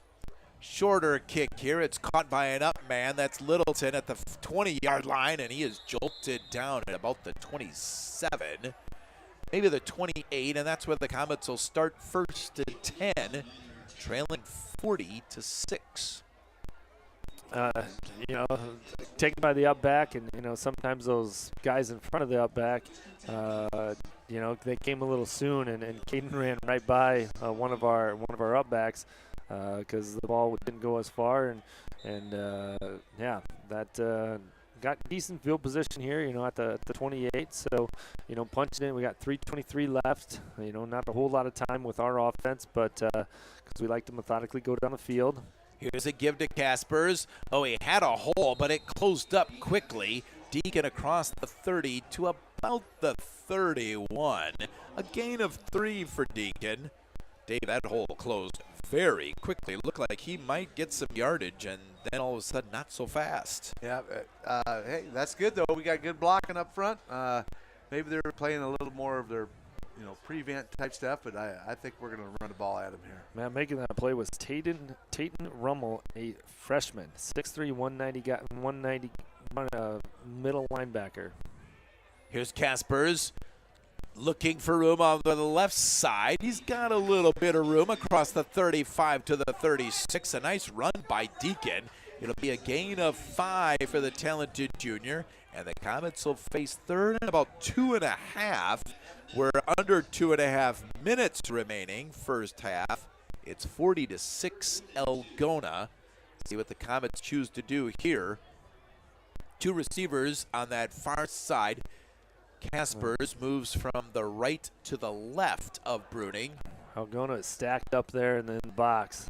We're bringing a lot of guys. Here's Kaspers with the carry. Deacon just no chance. Snowed under at about the 35. It'll be a loss of about 1 for the junior. And yeah, Tyler, that's tough to go against that many defensive men that close to the line of scrimmage. There's 8. They brought 8 guys right there. There's only 3 guys in the back, or in the backfield there on the defensive side, and yeah, they brought the house, knowing what was coming on 3rd and short. Timeout Algona. Go ahead, Dave. I was going to say that looked like one defense that Coach Bolin, Darren Bolin, used to use a jack when he was a D coordinator. When we played teams that pulled a lot, they'd put 3 linemen on the, right on the inside, and then as soon as they pulled, they'd go right with them. So a little bit of that aspect, and then bringing a lot of people, able to plug up, our chance to get a first down there. Algona, of course, and many members of our district here this year, part of the conference, the North Central Conference. In fact, I think every other team, now that I think about that, is part of the North Central Conference that the Comets will be joining.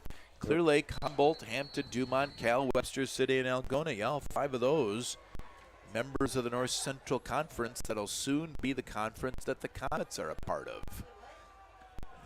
Next year at this time. That's right. Definitely some longer road trips in the future, but we're glad to be joining the North Central Conference. We're going for it. We are going for it on 4th and 4. Maybe trying to draw Algona offside, and I think they might. No, our wide receiver moved. Oh, did. Yep, 5 yards on us. There it is, false start penalty. That one called on Victor Ward, the 5-yard penalty. Now the Comets will send out the punt team. Caden Littleton really put a good boot on that last one. He's had a couple of good kicks tonight. That last one was over 50 yards. Yeah, the winds died down. It was coming from the backside as well.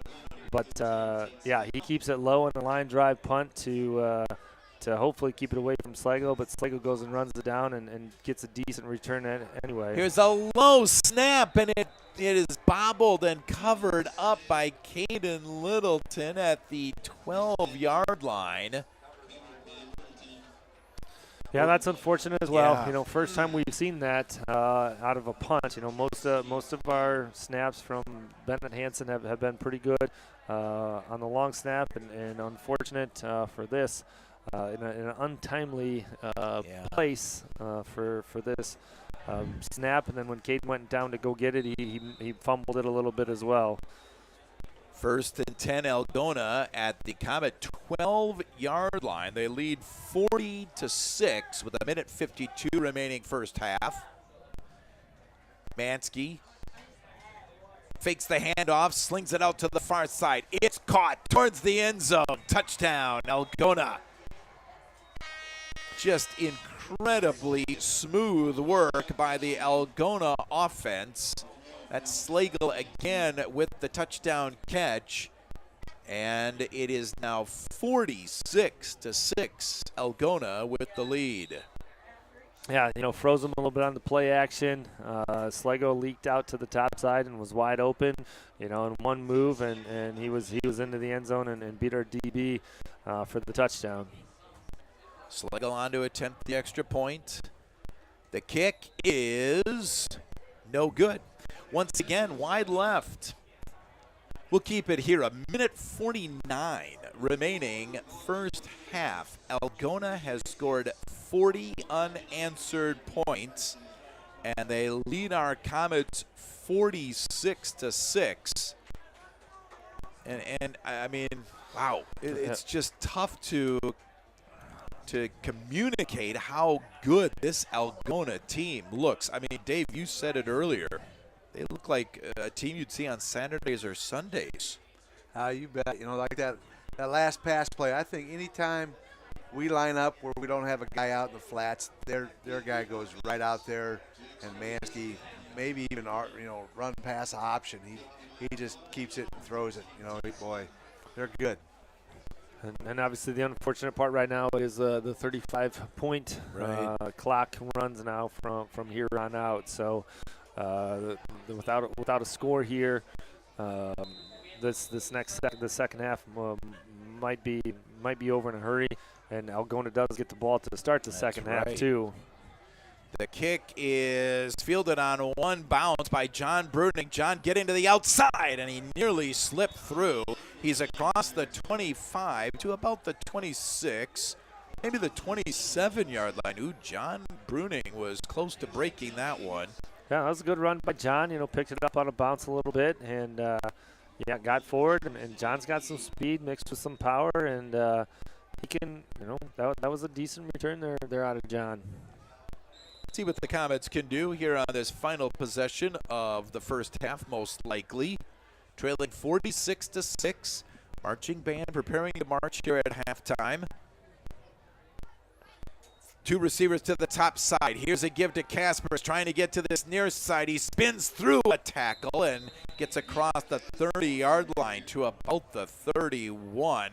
Good hard run, as always, by Deacon Kaspers. Gain of 4, 2nd and 6.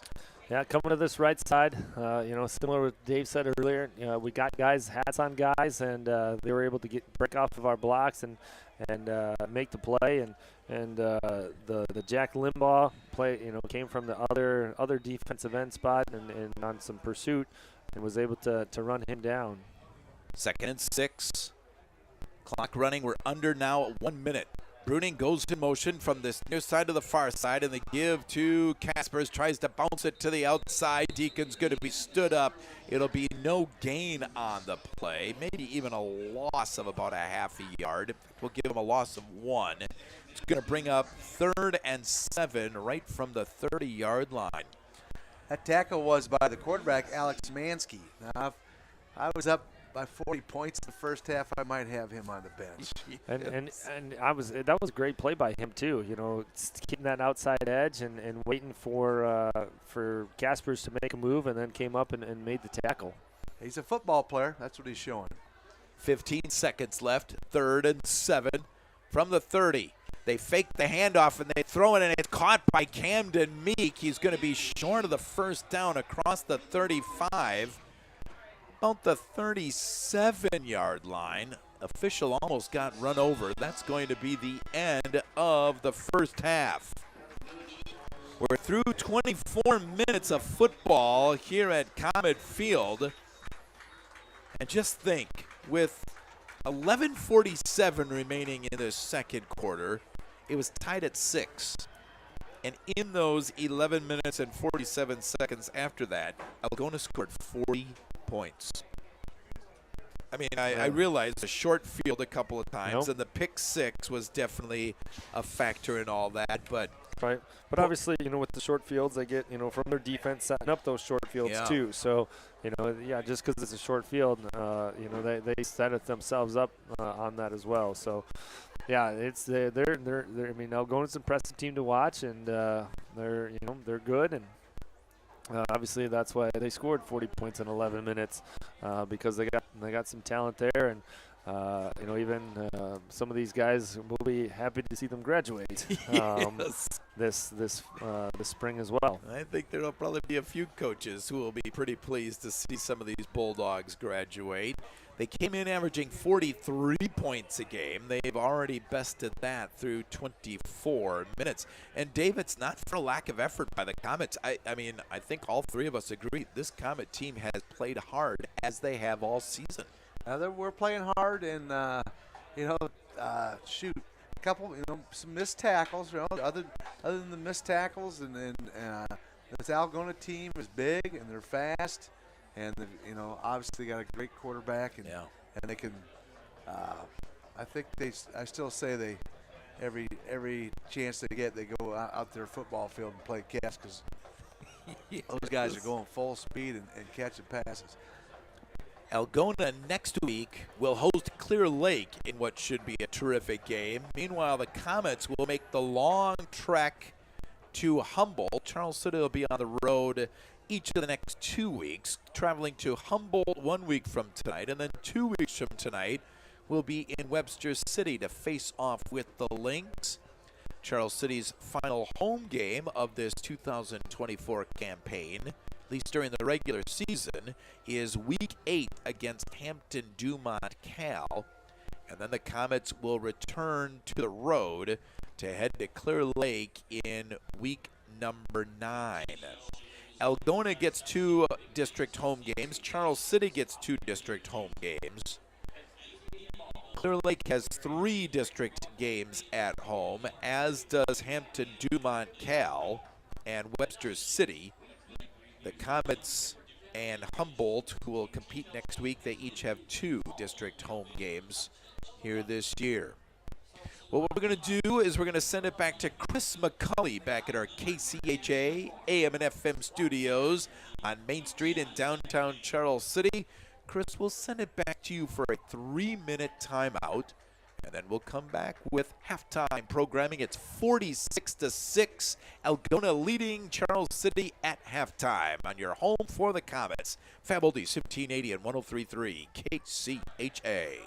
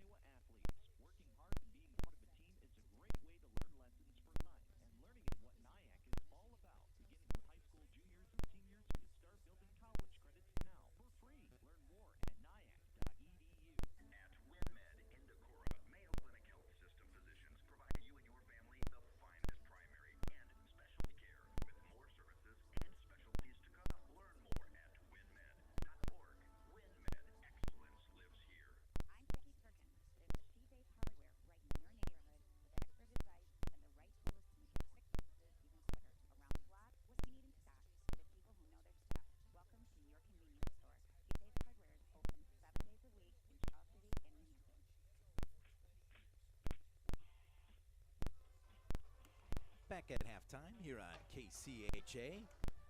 46-6 your score. Algona leading our Comets here at halftime. Let's take a few moments and listen to the Charles City High School Marching Band as they perform here at halftime at Comet Field.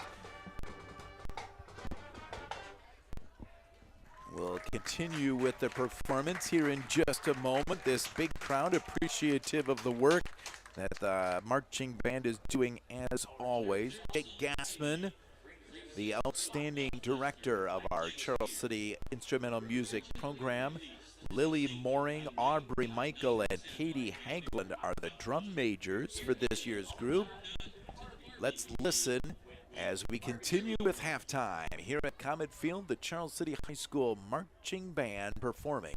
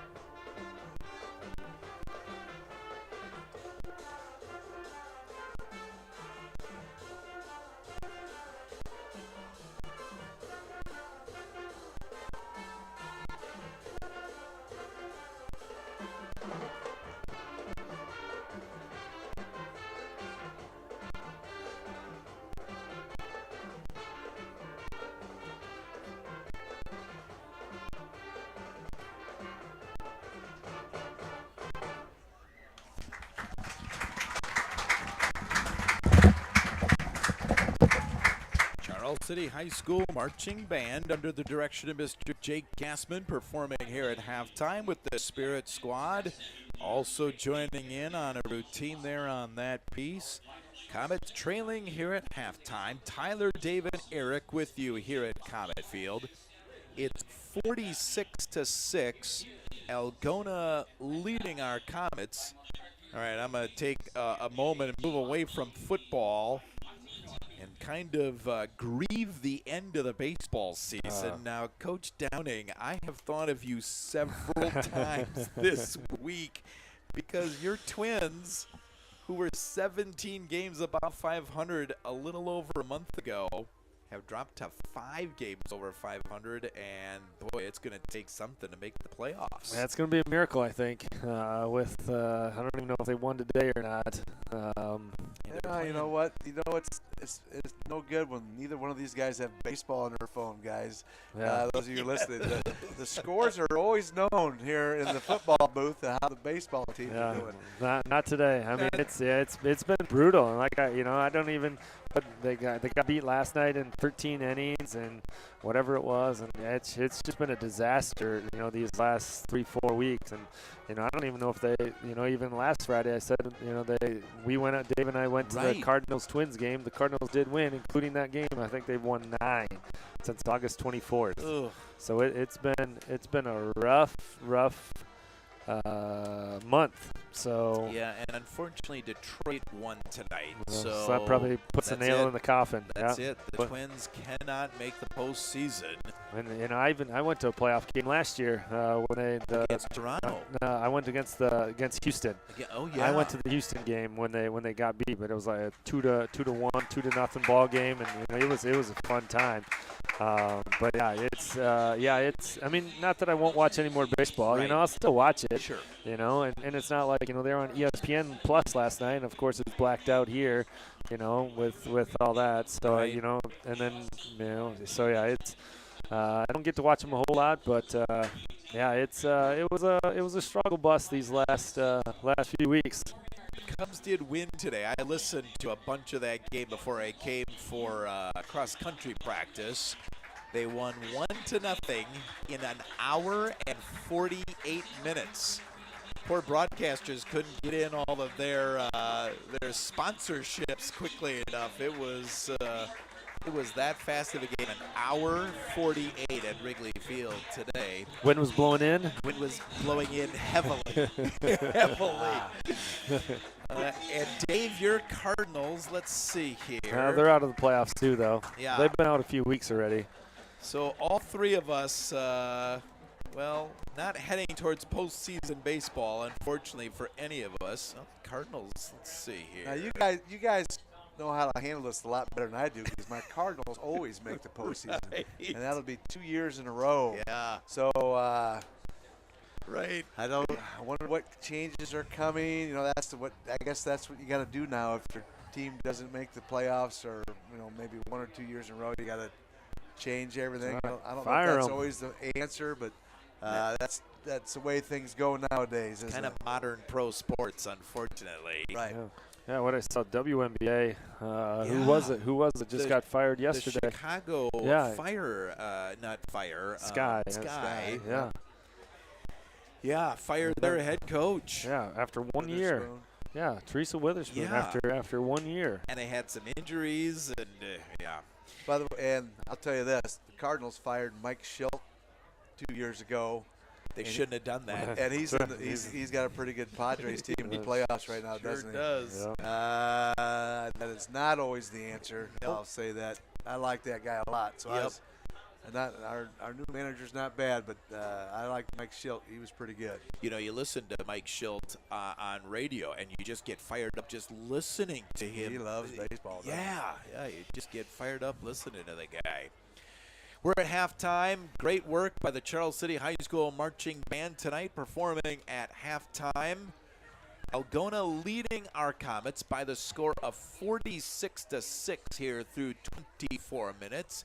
Algona just about set to make their return to the field over across the way. Charles City still down to the building, down to our right on the south end of the track here at Comet Field. So we await their return. Another really good crowd here tonight at Comet Field. It was Future Comet Night here tonight. Also, the cheerleaders, the young cheerleaders got a chance to perform live during the JV game tonight. Boy, there was a lot of excitement down by the concession stand earlier with all those young ladies who were here to cheer on the Comets. Just a lot going on here at Comet Field, and Tyler, that's the great thing about football, especially when it's nice like this. You can get some big crowds and people just loving to be at the football game together. Yeah, obviously, I think my daughter did it too, but the 102 cheerleader camps. Is that how many there campers there were? I think it went kindergarten through 4th grade maybe. Don't quote me on that. But yeah, 102 cheerleaders. So obviously, those guys during the JV game or that 9-10 game at the beginning went and cheered during halftime. So that was good. And like I said, Future Comet Night. So yeah, a lot of people out here and to support and see what watch these guys perform. And like you said earlier, their effort has been really, really good. Even with a 46-6 score. These guys are still playing hard. So we got 12 more minutes, or not 12, 24 more minutes left of football to see what we can do. And obviously, like I said earlier, it is a 35-point rule, so we don't get the ball first. But when we get it, we got to score to knock that clock and give ourselves a chance. If you're just tuning in, this game was tied 6-6 early in the second quarter, and then Algona went on a scoring binge, putting up 40 unanswered points, and they lead our Comets 46-6. We want to mention tomorrow on the Comet Connection, we're going to talk with Austin Reckward. We're going to talk strength and conditioning at the high school. Yes, it's certainly an important thing regarding our sports teams, both on the girls and the boys side here in Charles City. but it's something that all students get a chance to participate in if they so desire. So we'll talk with Mr. Reckword, the young teacher who's in charge of that program, in charge of that class at Charles City High School. He'll be one of our guests tomorrow morning on the Comet Connection. And then also we're going to talk 8th grade football. We got a bunch of 8th graders coming in to talk football. They are 1-1 on this young season. What you both play walk-on on? Is it Tuesday of this week? Tuesday. That's a new. We've never played walk-on at the middle school level before, so that'll be something new. Dave, are you on the road, or are you? Yeah, you're on the road. We are on the road, and some people might complain about that because that's a long drive. But as my father told Jerry Newton several years ago, if you sleep on the way there and on the way back, you get more sleep than a regular school night. So, my age, I don't mind going to walk-on. There's a lot of truth to that, isn't there? I'm telling you. And Coach Downing, you then, the 8th grade team is hosting the Indians on Tuesday night? We are at home. Our opening home game, and then we go on the road to Mason City and end the season with 2 home games here. And, we were just talking at practice. Yesterday we got, 12 days left of middle school football. So, it's already week 5 here, and, obviously I didn't count the weekends, but we go Tuesday, Thursday, Tuesday, and it ends in a sprint. Yeah. Yeah, we were talking about that at middle school cross country too, that there are not very many days. Once that calendar turns to late September and then early October, well, the season is almost gone before it even started. Yeah, it is, and the crazy, they always say that as you get older, the years go by fast, and like I even tell my kids, and my kids at home, it'll be Thanksgiving break and Christmas break before you know it. So, these years fly, and obviously, I think at the high school, it's been a good school year, and it's going by quick, but we're probably about halfway through this semester here, pretty quick. Yeah, I think you're right. I think we're more than halfway through this first quarter. Yeah, quarter. There you go. Of 2024 already. Well, we're just about ready for third quarter action. 46-6 your score. We want to thank Brinley Bergeson and Tony Funes. They are doing the videoing of our game tonight. If you want to catch the video stream and hear the home team call, you can go to kchanews.com, click on sports, and then teams we cover, and click on Charles City Comets, and you'll see the live stream done by these two young people doing great work here tonight. Algona returns the opening kickoff, and it's out of bounds across the 40 at about the 45-yard line. And a late penalty flag comes flying in. This might be a late hit on Tate Garmin. I think they're just throwing their bean bags. Is that what it was? I don't think there was a flag, just where it went out of bounds. So, change of possession. There was no flags here, but Tate Garmin with a good run back here, and Algona's got good field position here to start quarter number 3. And as Tyler mentioned, we'll soon see the clock running. 1st and 10, Bulldogs at their own 45-yard line. Still looks like there's starters out on the field here for this first possession of the third quarter. At their own 45-yard line, Mansky takes the snap, and it's a counter. This is Whitegert with the carry, and he's going to be dropped right at the line of scrimmage. Yeah, that was kind of a double handoff. Like you said, a reverse there for Garmin. That was Tate Garmin. You're right. Whitegert handed it off to Garmin. We got good penetration there from our defensive linemen, Henry Rosiska there, and Jackson Warnke on the top side with the reverses coming. So he had to cut it upfield quicker than what he wanted to. Now here's a give to Garmin on this near side, looking for him. He gallops across the 45-yard line of Charles City. He's got a first down at the 43. No, that's Whitegert. I tell you, I cannot tell the difference between number 4 and number 9 on those uniforms at all. That's Whitegert with the carry for 12 and a Bulldog first down. I think you're in trouble there, Coach Hofer, because they're as close as they're going to get right now to the booth. So I agree. They all look the same, those single digits. Wow. 1st and 10 Bulldogs. Here's a give across the 35-30. This is Weichert being slung down from behind by Jackson Rosiska at about the 11-yard line. And that's Weichert. That's there Weichert. we go. Yep.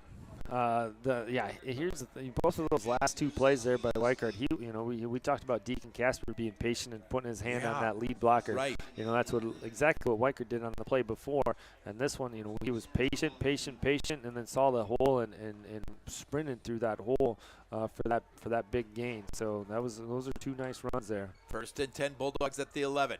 Here's a give to a new man. This is Ashton Moreno trying to get to the left side. He's going to be bottled up after a short gain inside the 10-yard line to about the 7, maybe even the 6. We'll give him a gain of almost 5, and it brings up 2nd and a long 5 from inside the Comet 10-yard line. Yeah, just, straight ahead running kind of there. Again, being patient, nothing in the middle, bounced it to the top side to his left. And, he fought for those 5 yards, and, the effort was there to get everything that he had. Moreno, a senior. Here's the give again off the right side to the end zone. Moreno, touchdown, Algona.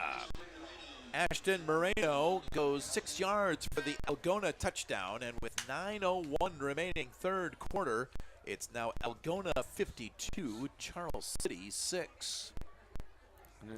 Again, Moreno was patient, let the hole open up, and once that hole opens up, though, he was quick through it and into the end zone for the score. Tate Slagle, who's had one kick blocked tonight and two extra points missed wide left. This kick is good. We'll take a timeout. 9:01 remaining third quarter. Algona 53, Charles City 6. Back in a flash on your home for the Comets. Fab Oldies 1580 and 103.3 KCHA.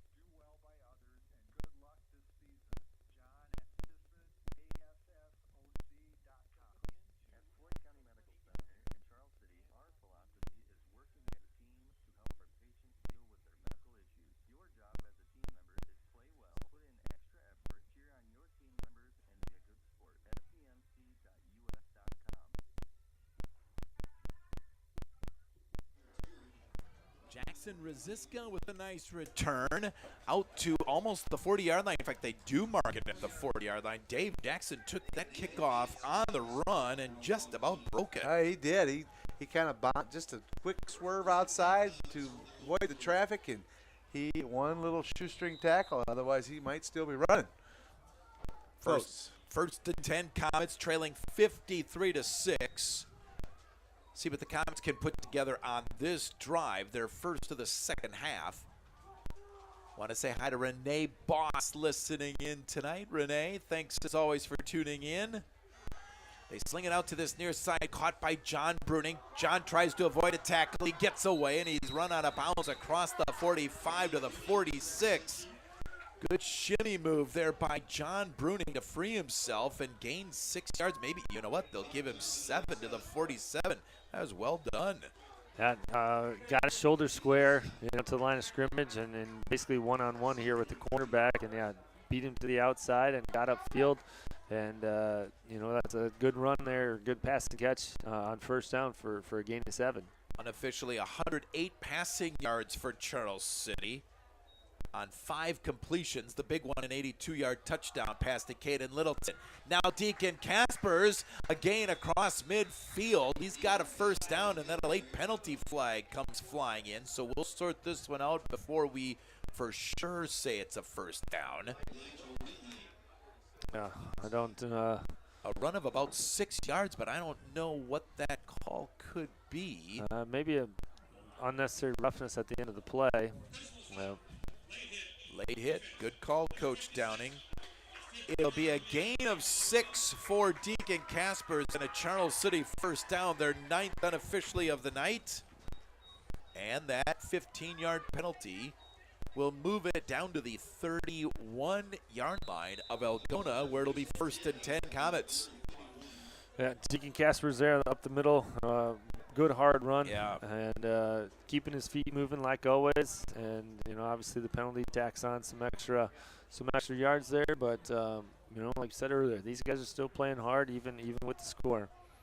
63 yards unofficially on 24 carries for one Deacon Caspers. 1st and 10 at the Algona 31-yard line. There goes John Bruning in motion. The give to Caspers here on this near side. He cuts upfield across the 30, and he's brought down at about the 28-yard line. Gain of 3 for Deacon, and that'll bring up 2nd and 7. Clock running, 6.5 minutes remaining. Third quarter, Algona leading Charles City 53-6. I like the use of that wide receiver motion. Just give them a different look. Make those, going out behind the quarterback. Obviously, we have handed it to him a couple times, so, keeping those guys honest. But I still want John to throw that ball here. Yeah, we'll see if that. My guess is it will. Here's John Bruning again, going in motion. Takes the pitch, going to the far side. John trying to get to the corner. He's got a first down, and he's shoved out of bounds. Over on that far side at about the 21-yard line. The Comets needed 7. They got 8. And that's first down number 10. John with 2 carries unofficially for 14 yards. Obviously, John getting that full head of steam and just getting that pitch. And, John's probably the fastest player on our team speed-wise. So he turns that corner. He gets upfield and did a nice job there getting 8 yards for that first down. 1st and 10 Comets at the 21-yard line. Here goes John Bruning in motion again. And the give to Caspers, looking for room off the right side. Deacon inside the 20-yard line. Good hard run inside the 15, almost to the 12-yard line. That's going to be very close to a first down. I think he'll just be short by about a yard. Dave, pickup of 9. Another, boy, he just runs hard all the time. He sure does, yeah. And I agree that, John being a threat on outside every down, we go in motion like that, I think that's going to open things up for our inside game too. Want to say hi to Tim and Eileen listening in Montclair, Illinois tonight. Tim and Eileen, thank you as always for tuning in. Give to Caspers up the middle. Got a first down, and he dives inside the 10 down to the 5-yard line. Pickup of 6 for Deacon Caspers and another common first down. Clock running 4.5 minutes left, third quarter. 1st and goal, Charles City at the Algona 5-yard line. We'll keep you updated with some other scores of somewhat local interest when we get an opportunity. A couple scores you might find interesting. We'll do that here in just a moment. 1st and goal, Comets. A receiver to each side. Here comes John Bruning in motion from far to near side. Handoff to Caspers up the middle. He's going to be stood up for no gain.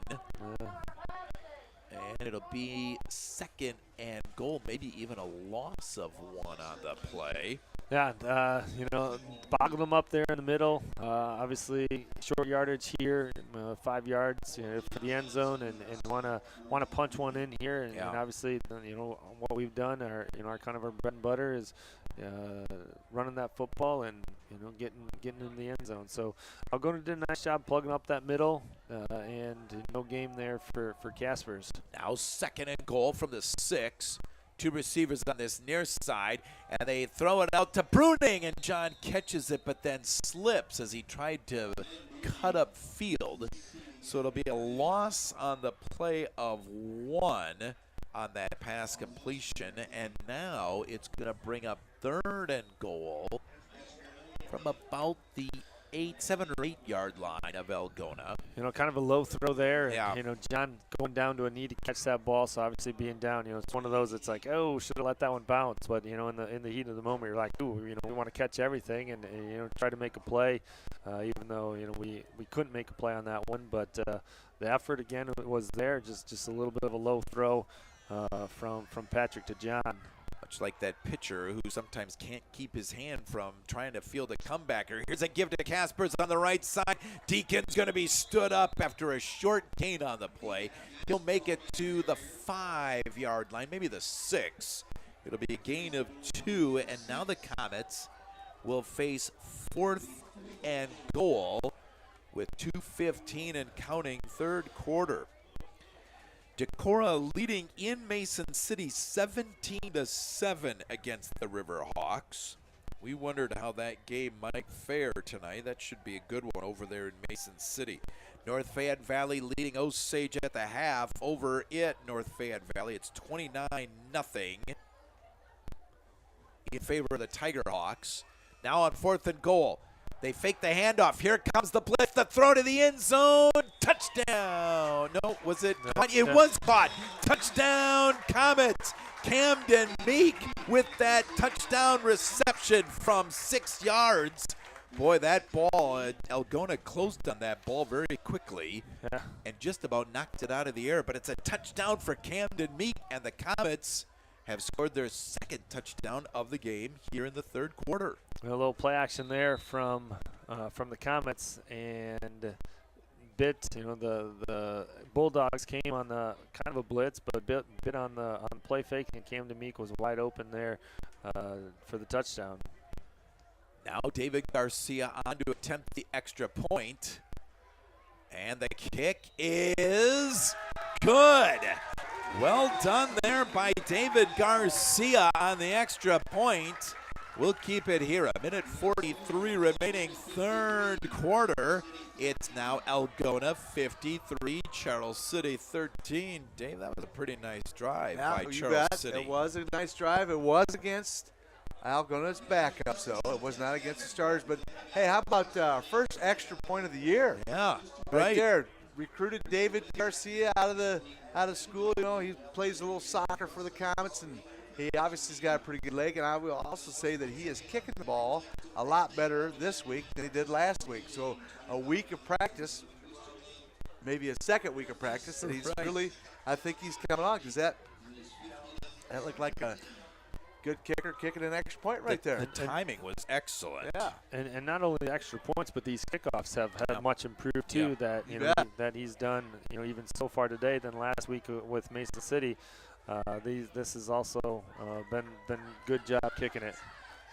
Other scores of local interest: Crestwood of Cresco leading Waukon at the half, 19-8. That game up in Cresco. Iowa Falls Alden leading Fitton Schellsburg 8-0. That at the half. Waukee Northwest all over Waterloo West 42-7. That game in the second quarter down in Waterloo tonight. Marion leading Waterloo East 10-0. Here's the kick by Garcia. It hits and rolls near the out-of-bounds marker, but it's picked up there. And now he's running towards this near side. He's across the 40, and that's Moreno into Comet territory across midfield and run out of bounds at about the 47-yard line. That ball almost went out of bounds on the kickoff over on that far side. Moreno tiptoed the sideline and then brings it back into Comet territory. 1st and 10 Bulldogs. You know, lost, like I said, it went all the way to the far side, and he brought it all the way back to the near side. So lost a little bit of a contain there for the Comets. You know, Cam Littleton did a good job keeping contain, you know, as much as he could here, and not allowing him to get to the corner. So now we'll see if the Comet defense can get a stop.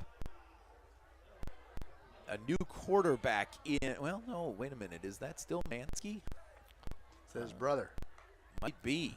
Yep, it is Mansky. So the brother of Alex Mansky. Here is a give to the running back, and he's going to be stopped after a 2-yard gain. That's Weichert with a gain of 2. This is sophomore quarterback Nathan Mansky. a 6'1", 185-pound sophomore. I don't know if he can sling the ball as well as his older brother, but 6'1" for a sophomore, 185 is not bad. And that'll be the end of the quarter. So that will end quarter number 3. Both teams score. Both teams kick the extra point. And we're ready to head to quarter number 4. Algona 53, Charles City 13. We'll return with fourth quarter action after these messages on your home for the Comets. Fab Oldies 1580 and 103.3 KCHA.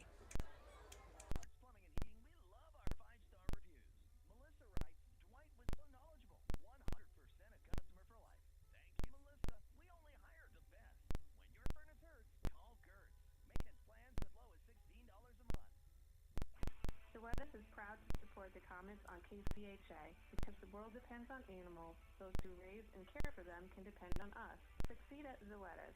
Starting wage at $19 an hour with outstanding benefits. Apply at careers.zoetis.com. I don't think we need a Dave, bushel. Tyler, and Eric returning you to Comet Field, where we're ready for fourth quarter action. It's 53-13. Algona the lead. The number 1 ranked Bulldogs, proving why they are indeed ranked number 1. We're ready for fourth quarter action here on KCHA, and we're glad that you're along for the ride tonight on this Friday night. St. Ansgar leading Nashua Plainfield 21-0 in a battle of top 10 teams up in St. Ansgar tonight. And now whistles sound. And Algona takes the timeout. We'll keep it here. Especially, coming out of the quarter break, yes. and not lined up right, or I wasn't, maybe they only had 10. I wasn't counting or paying attention, but that was an interesting. I got a thought. Whenever you switch from one team to the next, as far as first team, second team, sure. Sometimes there's a fella out there that's maybe not paying attention, and he was on the side, probably on the sideline, and. I've been that kid. I've been that guy. Coach Scott Peterson let me have it. I was supposed to be punting, and I was not paying attention. Oops. So that happens. It does. That happens more in 7th and 8th grade than it does in high school, but it does still happen. Second and 7, Algona from the Comet 45. Here's a give. I believe that's Moreno, the ball carriers across the 45 and dives to about the 43. Number 23. Oh, that's 23 instead of 27. Oh, that is my. K.O. Rotert. A 5'10", 175-pound sophomore. Well, it's 3rd and 5. I'm kind of feeling like that night when you were the punter, Coach Williams. Henry Rosiska there on the tackle for that run on the left side, our right side. 3rd and 5. Here's a give again to Rodert, and he fumble, and the Comets have recovered. Rodert with the fumble, and the Comets get it back. That is Trevor Carolyn recovering the fumble for Charles City, and that is a turnover. Another $25 to the Comet Booster Club on that fumble recovery by Trevor Carolyn from Quality Auto Service. There we go. Thanks. Hey, by the way, Trevor was cooking pork patties for the FFA right after school today, so Coach Downey and I happened to stop by and taste his work. He did a good job there and a good job on that fumble. It's a good reminder that these young people are talented in many more ways than just football. Here's Deacon Caspers on the carry. Deacon, a good hard run into Bulldog territory. It's a gain of 8 for Deacon Caspers. He's up to 90 yards on 30 carries unofficially. We should mention, after that Camden Meek touchdown, Fidelity Bank and Trust donates $25 more to the Comet Booster Club. Be sure to visit Bethany, Adam, or Pat at your local Fidelity Bank and Trust office for all of your financial needs. Again, the Comets thank Fidelity Bank and Trust. $25 more to the Comet Booster Club for that Comet touchdown. $50 tonight. Here's a give to Caspers on this near side. Deacon's got a first down and more. Across the 30. He's going to go. 10, 5, touchdown, Comets. Deacon Caspers goes 48 yards for the Charles City score. And with 9:46 remaining fourth quarter, it's now Algona 53, Charles City 19. Dave, you said he'd break one, and he did right there. You betcha. Good blocking, and he likes to run hard. So great job there by the O-line and, of course, Deacon. So another good run. Now David Garcia in to attempt the extra point out of the hold of Victor Ward Jr. There's the snap. It's a bit high, but Ward pulls it down, and unfortunately the kick is partially deflected. That really impacted the timing of that kick. Just a high snap. Victor did well to pluck it out of the air, but the kick is deflected and no good. We'll keep it here. 9:46 remaining. Fourth quarter, 53-19 your score. Now it's under 35 points, so no longer a running clock. And we'll say one more time in honor of that long touchdown run by Deacon Caspers, Fidelity Bank and Trust donates $25 more to the Comet Booster Club. Make sure to visit Bethany, Adam, or Pat at your local Fidelity Bank and Trust office for all of your financial needs. $25 more from Fidelity Bank and Trust. The Comets thank you, Fidelity Bank and Trust. $75 tonight, and I believe it's $375 so far this year to the Comet Booster Club. Not bad. Ooh, baby, you bet. You bet. We'll keep them rolling here. Keep scoring some more touchdowns. Yes, sir. David Garcia ready to boot it away from left to right from the Comet 40-yard line. 9:46 remaining. It's a 34-point lead. Garcia sends it over to that far sideline all the way down to the 8-yard line.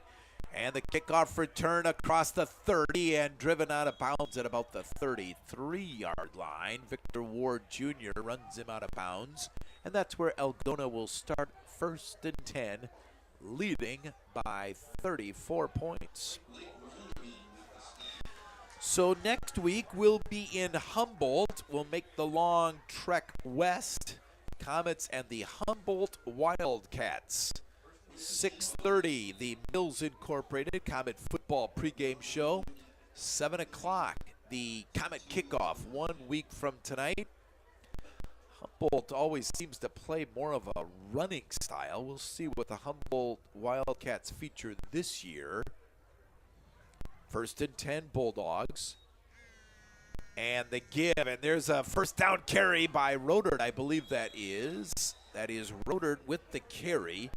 Cale Rodert, the 5'10 sophomore, gets 11 yards and a first down for Algona. Yeah, just quick, kind of power, buck sweep, kick out, and then go up, go off that and cut it upfield. And he hit that hole pretty quick and got, 11 yards there in a hurry. Humboldt so far this year, gentlemen, is 1-3 and lost 1. Their lone loss, a 26-17 loss at home against North Polk. They've played good competition. Spencer, Ballard, Van Meter, and North Polk. Here's a give again to Rodert on that far side. He's into Comet territory and down to about the 49 of Charles City. It'll be a quick hitter gain of 7, and it brings up 2nd and 3. Just, pulled those guys, both guards, pulled to the right, got upfield, and obviously I didn't see who made that tackle, but, gain of 7 there for, short second down here. Yeah, we're subbing some people in too now. We're getting some other people reps. 8.5 minutes left, fourth quarter. Algona leading our Comets by 34. Mansky takes the snap and hands it to Rodert. He breaks free from a would-be tackle, but not for long. A first down carry across the 45 to the 44. Is that Tyler Heitz who had a hand on him and slowed him down? Yep, Heitz had him first. I think Deontay Rowe got him as well. And there's 2 other Comets there that I missed their numbers as well. Well, you guys are struggling with your numbers today. Oh, who were the other two dudes? Wasn't paying attention. And first and 10 Algona. 8:10 remaining fourth quarter. It's 53-19. The Bulldogs leading our Comets. And Algona sends two receivers to this near side. Nobody on the far side. On first and 10, Algona letting the play clock and the game clock roll. Still 20 on the play clock. Nathan Mansky directing a little traffic in the backfield. A slot receiver and a man to this, all the way to this far side.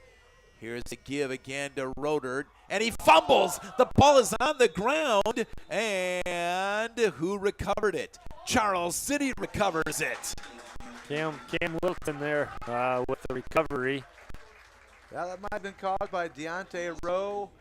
Some other kids that were in there. I think Leah Stewart was in there playing, and Theo Winters, and then who was that? Blake Dean's in there. So some other people getting reps, and it's good to see. So another turnover by Algona gives Charles City the ball back. First and 10 at their own 41-yard line. 7:29 remaining fourth quarter. It's a 34-point Bulldog lead. Patrick Bruning with two receivers on that far side, ready to put the ball in play. And it's a counter. This is Braden Ellis off the left side. Braden slides forward to about the 45-yard line. Ooh, Braden looked like he was about a step away from breaking that one. It'll be a gain of 3 for Ellis, and it's 2nd and 7. Hey, Quality Auto there, going to donate a little money, right, on Yes, the turnover. sir. By the way, the Robo boys are in Wisconsin racing this weekend. Ah. So they're a long way away, but if they get a chance, I bet they're listening. Thanks to Steve and all the good people at Quality Auto. $50 tonight on the 2 Algona turnovers to the Comet Booster Club. $75 from Fidelity Bank and Trust tonight. Here is the give to Kaspers, trying to get to the outside here on this near side. Deacon rumbles forward right to the midfield stripe. It'll be a gain of 6 for Kaspers. I have him unofficially 32 carries for 144 yards. And it brings up 3rd and 1. The Comets just shy of that first down. Algona did a good job stringing that play out, making him kind of go sideways, probably a little longer than what he wanted to, and able to bring him down just short of the first down. 3rd and 1. Kaspers to the left. Now he shifts to the right of Bruning. On 3rd and 1, low snap picked up by Bruning. He hands it to Kaspers. He's got the first down. Down to the Algona 46-yard line. Pickup of 4. Moves the chains again for Charles City. I have unofficially 15 first downs for the Comets. Clock at 5:50 and counting. 1st and 10, Charles City at the Algona 46. Yeah, good run there by Deacon. Off the left side there, and create a little hole, and was able to get upfield and get that first down here with just about 5.5 minutes left here to go in the ball game.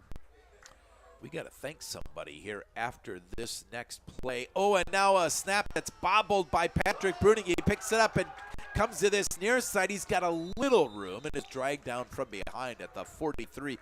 He wanted to pitch it to his brother John, but the ball was dropped, and everyone went towards the ball, and Patrick picked it up and came to this near side and picked up 3. Brings up 2nd and 7. Hey, we need to thank Melanie Van Zulen because she provided a little food for us here before the game tonight. Some caramel rolls. And yes, I do want to comment on that after this play. It's 2nd and 7.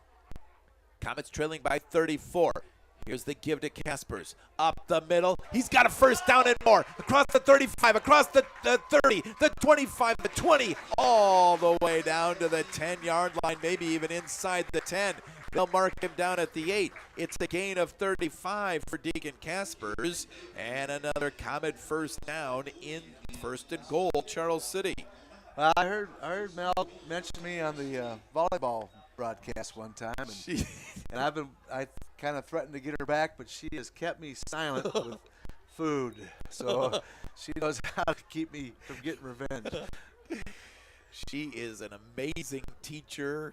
She just a great coach. And now here's a counter to Ellis. Braden Ellis towards the end zone. Touchdown, Hey, Comets. Braden Ellis goes 8 yards for the Charles City score. And with 4:08 remaining fourth quarter, it's now 53-25 Algona. I love it. That's well run. That's an old tackle getting a touchdown right there. Good job, Braden. Now David Garcia will come in to attempt the extra point. Mel makes the most amazing monster cookies. I am telling you. Oh, I haven't had any yet. We haven't had those yet. Whoa. Let's put it a request. Or a threat. That'll get them. Here's the kick, and it's no good by Garcia. David unhappy with himself, but the Comets will take a timeout here. 4:08 remaining fourth quarter. Algona 53, Charles City 25. Back in a flash on your home for the Comets. Fab Oldies 1580 and 103.3 KCHA. This is proud to support the Comets on KCHA because the world depends on animals. Those who raise and care for them can depend on us. Succeed at Zoetis. Starting wage at $19 an hour with outstanding benefits. Apply at careers.zoetis.com. At Sturgis Tax and Accounting, you receive personalized, one-on-one consultations with professionals that don't treat you like a number. From accounting services to year-round tax management, small business to large farm operations, Sturgis Tax and Accounting, online at sturgistax.com.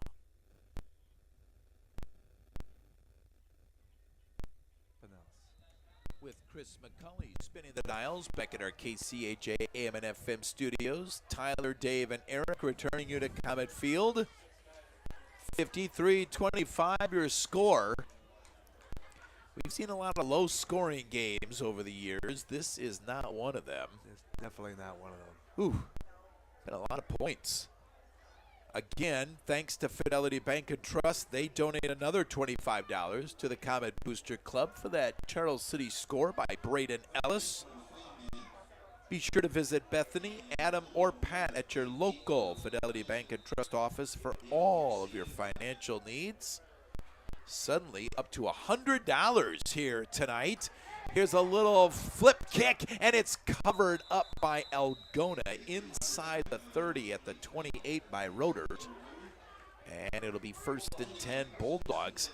Tyler, David really placed that ball well. That was a good kick by Garcia. Yeah, that just kind of pooched it up there. Yeah. About down here to about the 35-yard line. It hit and bounced, and Algona did a good job covering up and just going and getting it. So might be something in our repertoire to to see down the road with that little pooch kick that he did. Yeah, that could come into play in a close game later this year. So 1st and 10 Bulldogs, they have it at their own 28-yard line, leading by 28 points. Nathan Mansky, the quarterback, the sophomore, takes the snap and hands it to Rodert. Looking for room off the right side. He's got a first down, a bruising run across the 35 to the 39. Getting some more people in. Jose Flores is playing an outside backer right now. Blake Walterman's out there, cornerback for the Comets. Maybe Deontay Rowe playing playing safety or linebacker. One of those two. I think he's playing linebacker. Playing some linebacker. So good to see more Comets getting in the action. 1st and 10 Bulldogs, 3:40 and counting fourth quarter. Two receivers on this near side. Mansky awaits the snap, takes it, hands it to Rodert. Same play off the right side. Another good run. 10-yard burst right towards midfield, and the clock will stop while they move the chains. Another Bulldog first down on a gain of 10+ by Rodert. 1st and 10 Bulldogs. Go ahead, Dave. Well, one more player I see out there, Noah Worley, getting some time at cornerback here on our side of the field. Noah, a young man who works at a local nursing home here in town and just does a tremendous job. Midfield is where the Bulldogs will put this ball in play. 1st and 10, Algona. Mansky takes the snap and again hands it to Roeder. Right side. Another good gain across the 45. Spins forward to about the 43. Cale Roeder, a gain of 7. Brought down over there by, I think that was Blake Dean. Blake Dean, yep. And they had 2 guys out here wide, and we only had there was 1 on 2. John Bruni was playing the outside linebacker, and then he went and blitzed as well. So maybe if Algona saw that, they might take advantage. Or obviously we got to come in and adjust to it too if they come out like it again. We'll be in Humboldt next week. We'll tell you more about that. We'll also talk about some Comet volleyball on the air. We'll do that before we go off the air tonight. Here's a counter, and it's snuffed out by the Comets. He's going to be stood up behind the line of scrimmage. It'll be a loss of 1 on the play. Oh, the Comets read that very well. That was Caden Samp, a 5'8", 190-pound senior with the carry. Loss of 1, 3rd and 4.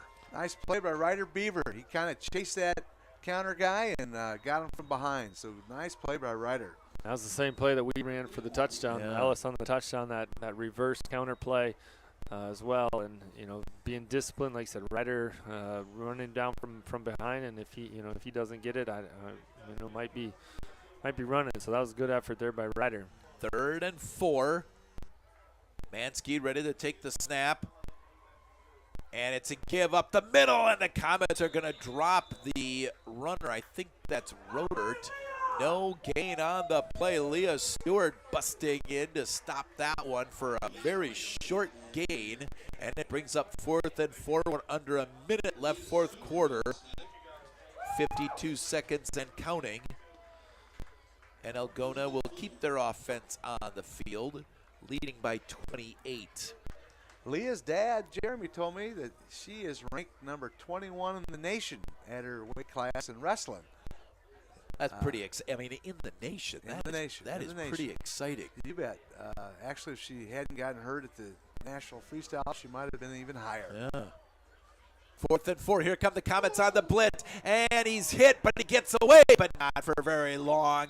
The Comets take over on downs. They almost had the blitzer beat the quarterback as he handed the ball off.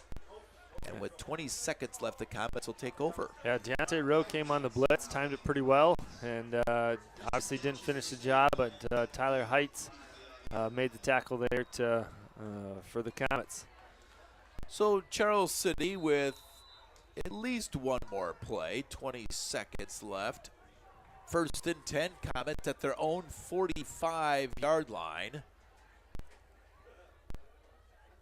Comets waiting for the snap. 2 receivers on that far side. Here comes a man in motion. That's Ward, and they pitch it to Victor.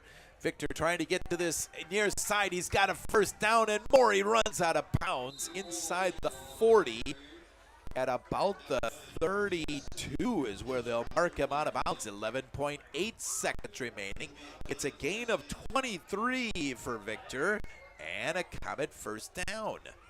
Yeah, Victor flashes some of that speed. You know he has. Good to see him. He's fought through a little ankle injury today and got back on the field for his team. Yeah, that looked like it could have been serious earlier on, but thankfully Victor has returned and had a nice game here tonight. 1st and 10, Comets. Here's a give to Braden Ellis. Up the middle, Braden. Bulldogs his way forward across the 30 to about the 25. It'll be a gain of 7. That's going to be the final play of the game. The game is over. Final score tonight from Comet Field in Charles City. The number 1 ranked Algona Bulldogs 53. The Charles City Comets 25. We'll come back and wrap this one up after these messages on your home for the Comets. Fab Oldies 1580 and 103.3 KCHA.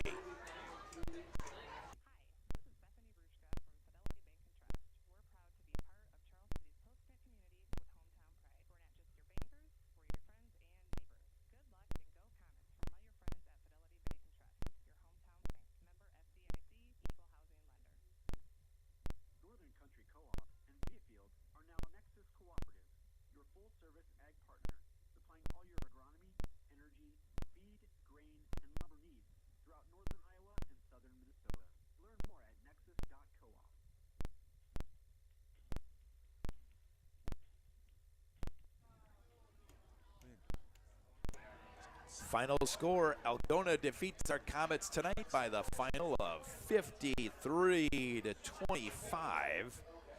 Yeah, Dave, this was close. I mean, it was 6-6.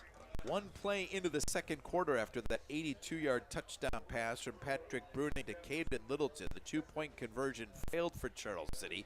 It was 6-6 at that moment, and then Algona scored 40 points the rest of the second quarter, and it just wasn't close after that. Boy, I tell you what, the Algona team came in as advertised. Yeah. It was a great offense there. Yeah, I like some of the stuff out here in the field. We got a lot of good sportsmanship by both teams, playing hard. And they're still shaking hands second time through. So that's good to see. We took some chances, try to make something happen. And, it gave them some short field. And maybe that pick six kind of got the score a little lopsided there. But we were playing hard, like we said earlier. Yeah. Comets were playing hard, competing hard, and you're gonna give Algona some credit for having a pretty doggone football team and well coached. So, yeah, and Tyler, you sometimes see teams give up or not play as hard when the score is as lopsided as it is. We have not seen. We didn't see that tonight. We didn't see it last night. Yes, this is 2 losses in a row, but Dave mentioned this team has played hard, and you haven't seen anyone lose their temper, lose their cool. They've done a nice job and just continued to play hard and play well. Right, and you said it being 46-6, and then ended up 53-25. Yeah. So they could have laid down and not responded after halftime, and this game's over, and it could have blown up, and they didn't let that happen. So. Again, hats off to Coach Bjorklund, and I'm sure he said that in the halftime. How do you want this second half to go? And they responded pretty well with putting some points on the board there and putting together some drives to score and make it 25-53, 53-25 ball game. Respectable final score after being 46-6. So yeah, it was good to see, and. A lot of positives, coming in, obviously being, the number 1 ranked team in Algona. A lot of positives on our side too, hanging with these guys and making some plays and taking some chances and being aggressive, and that's a good team, and that's what they'll do to you. Algona will remain the number 1 team here in Class 3A with this victory here tonight. But as you said, Dave, I mean, Humboldt, they're ranked. They're in the top 10.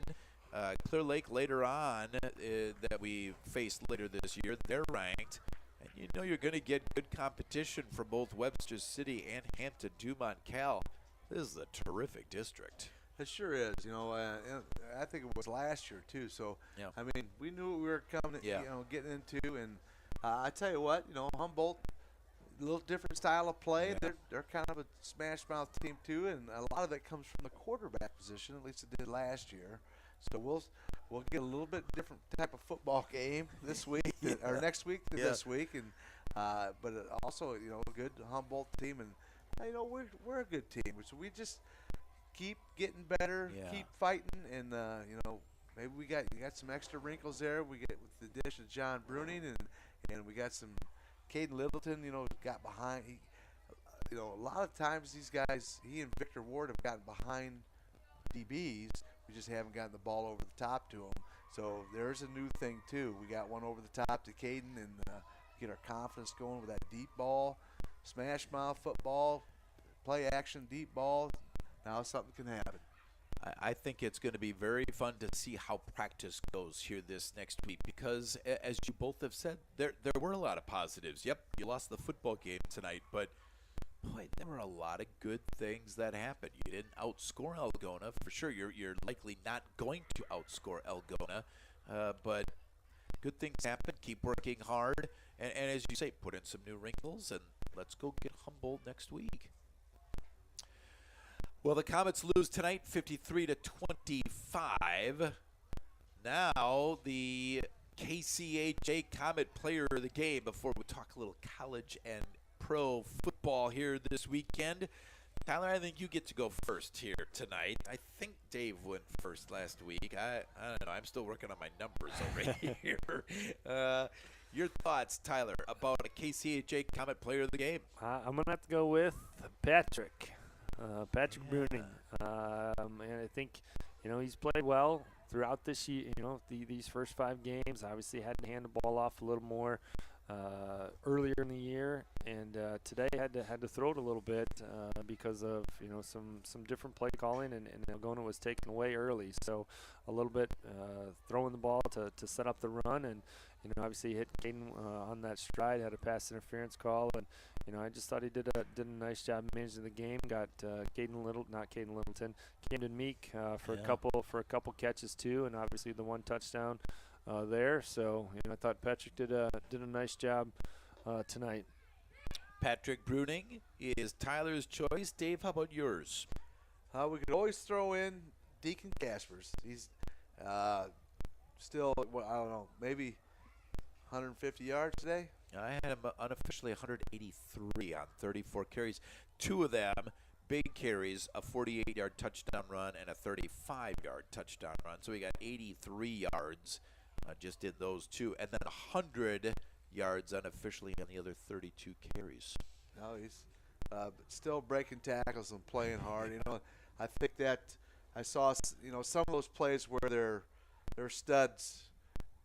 Deacon runs into their studs and they get their helmet snapped back because that guy's coming at him, with everything he's got. And I think that's why Algona's showing some respect, because that guy plays hard. So I thought about Caden Littleton with the long pass reception too, but I'll stick with my man Deacon. I love the way he plays football. Yeah, he's another almost 200-yard game tonight, approaching 1,000 yards of rushing offense here through 5 games. That is not a bad total at all. But Algona wins tonight, 53-25.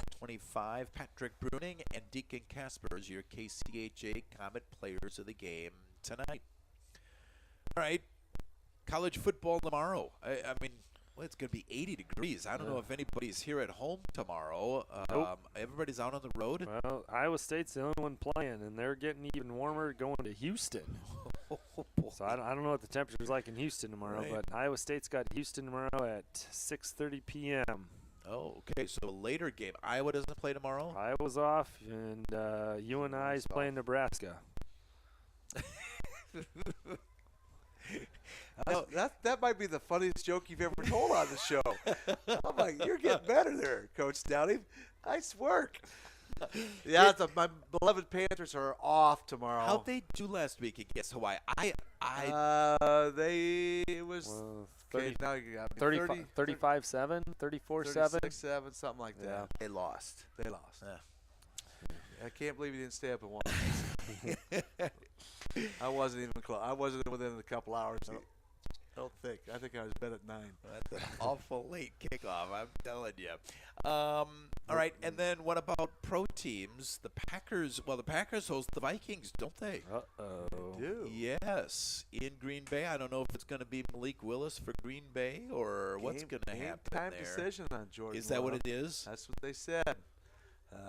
Might not matter. Vikings are playing good football right now. Packers Dave. are still favored. They How are? about that? They are by about field goal. Well, that surprises me. But the Vikes have not been favored all year. And they've won. They're 3-0. 3-0 by a lot. They've played some really good defense. So if Malik Willis is playing, I'm gonna take my Vikes all the way. Yeah. Jordan Love shows he can do some things. So we'll see about that. But I think Green Bay's well coached. I think the Vikings are well coached. I would really like to get bragging rights at home and here in the booth. Right. So if I could have bragging rights over both you guys and my wife, my season would be complete.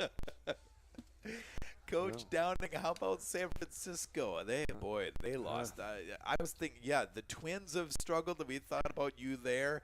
And then San Francisco lost a heartbreaker the other day. Yep, gave up 13 points in the last 6 minutes and 25 seconds. Yeah.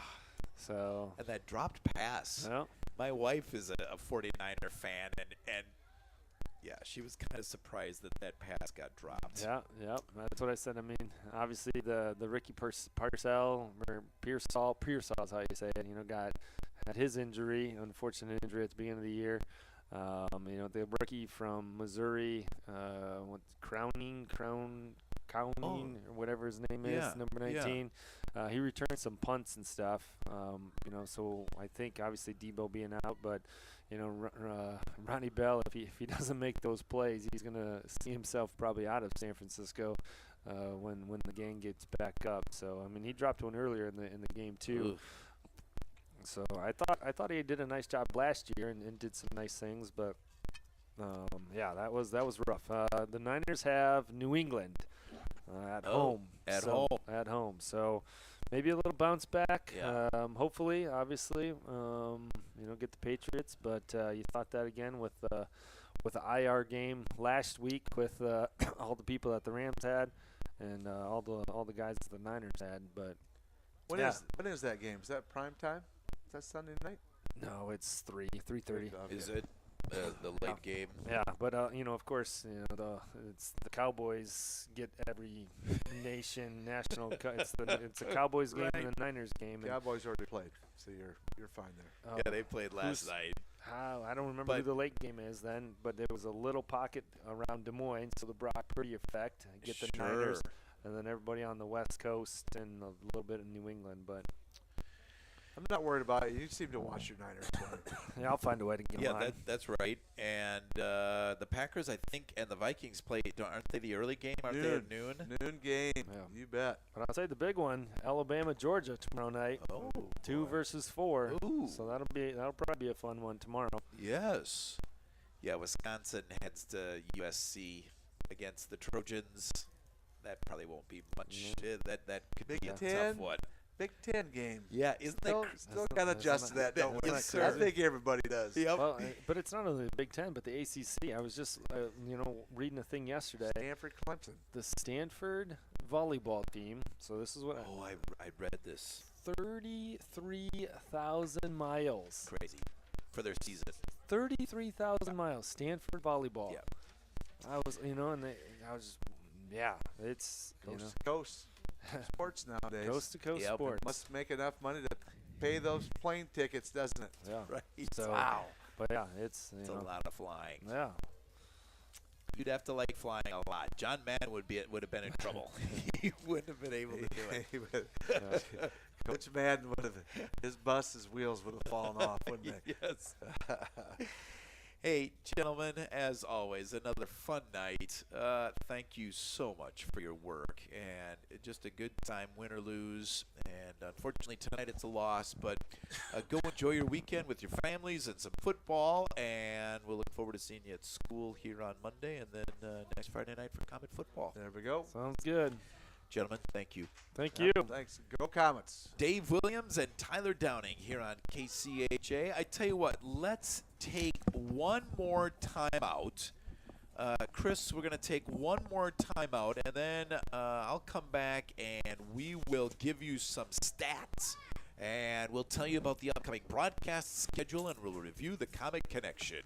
So we'll do that after this timeout. Let's take a 1-minute timeout. Comets lose tonight 53-25, and you heard it right here on your home for the Comets. Fab Oldies 1580 and 103.3 KCHA.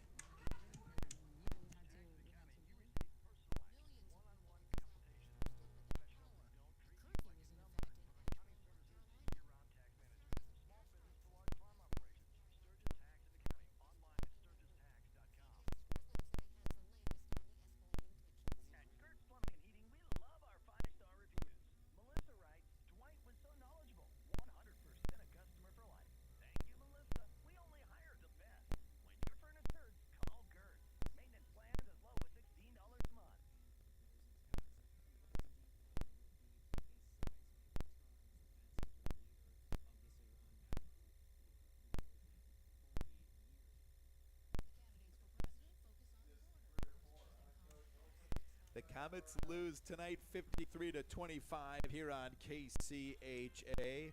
Many thanks to Tyler Downing and Dave Williams for their outstanding work again here on the broadcast. Let's take you through just a few unofficial stats. Deacon Casper's 34 carries, 183 yards. That included a touchdown, a 48-yard touchdown run with 9:46 left in the fourth quarter. Braden Ellis, 3 carries for 18 yards, including a touchdown. John Bruning, 2 carries for 14 yards. Victor Ward, 1 carry for 23 yards. Patrick Bruning, 3 carries for -4 yards. So all total, the Comets, if I'm doing my math correctly, 234 yards of rushing offense here tonight. Passing-wise, Patrick Bruning to Caden Littleton, 1 catch for Caden, an 82-yard touchdown pass. So Caden with that 1 reception for the touchdown. Camden Meek, 2 catches for 15 yards. John Bruning, 2 catches for 6 yards. And Victor Ward, a catch for 4 yards. Unofficially, the Comets with 107 passing yards. So all total, 341 yards for the Comet offense unofficially here tonight at Comet Field. It's not enough, though. The Comets lose to the number 1 ranked Algona Bulldogs, 53-25. We'll have Comet volleyball for you on the air Tuesday night. Mel Van Zulen and I will be in Cresco when the Comets face off with the Crestwood Cadets. 7 o'clock, the Mills Incorporated Comet Volleyball pregame show here on KCHA. First serve right around 7:15, 7:20 or so here on KCHA. And, of course, Comet football 1 week from tonight will be in Humboldt. The Comets and the Humboldt Wildcats, 6:30, the Mills Incorporated Comet football pregame show. And Comet kickoff at 7 o'clock. We'll look forward to talking with you then. Again, your final score tonight from Comet Field, Algona 53 and Charles City 25. Don't forget about the Comet Connection tomorrow morning here on KCHA. Austin Reckward will be one of our guests. We'll talk some strength and conditioning, not only for our sports teams, but for Comet Charles City High School students as well. And then we'll talk 8th grade Comet football tomorrow as well at about 8:45 tomorrow morning. We're looking forward to talking with you on the Comet Connection tomorrow morning right here on KCHA. That's going to wrap up our broadcast here for tonight. Many, many, many thanks to Christopher McCulley, spinning the dials back at our KCHA AM and FM studios. Chris, terrific job, as always, especially when we were having some technical difficulties. Good work, Chris McCulley, spinning the dials for us here tonight on KCHA. Many thanks as well to our videographers, Tony Funes and Brindley Bergeson. They did a terrific job. Our first time getting video from here at Comet Field. Thanks to both Tony and Brindley for their work here tonight. Many thanks as well to each and every one of our sponsors. They're the ones who make broadcasts just like this one possible. Sponsors, thank you very much. And of course, Comet fans, we thank you for listening, and we thank you for your continued incredible, phenomenal support of all things Charles City Schools. Dave, Tyler, and I hope that you enjoyed the broadcast as much as we enjoyed bringing it to you, despite the outcome here tonight. Comets lose. Final score, Algona 53, Charles City 25. We'll talk with you tomorrow morning on the Comet Connection beginning at 8 a.m. We'll talk with you Tuesday night for Comet Volleyball in Cresco. And then we'll talk with you next Friday night, Comet Football against the Humboldt Wildcats. Keep it tuned here to KCHA for all your Comet sports action. We'll talk with you tomorrow morning. Until then, for Christopher McCulley, Tyler Downing, and Dave Williams, this is Eric Hofer saying good night, Charles City. This is where you hear the Comets. Fab Oldies 1580 and 103.3 KCHA. Thanks for listening to this presentation of Charles City High School Sports on Fab Oldies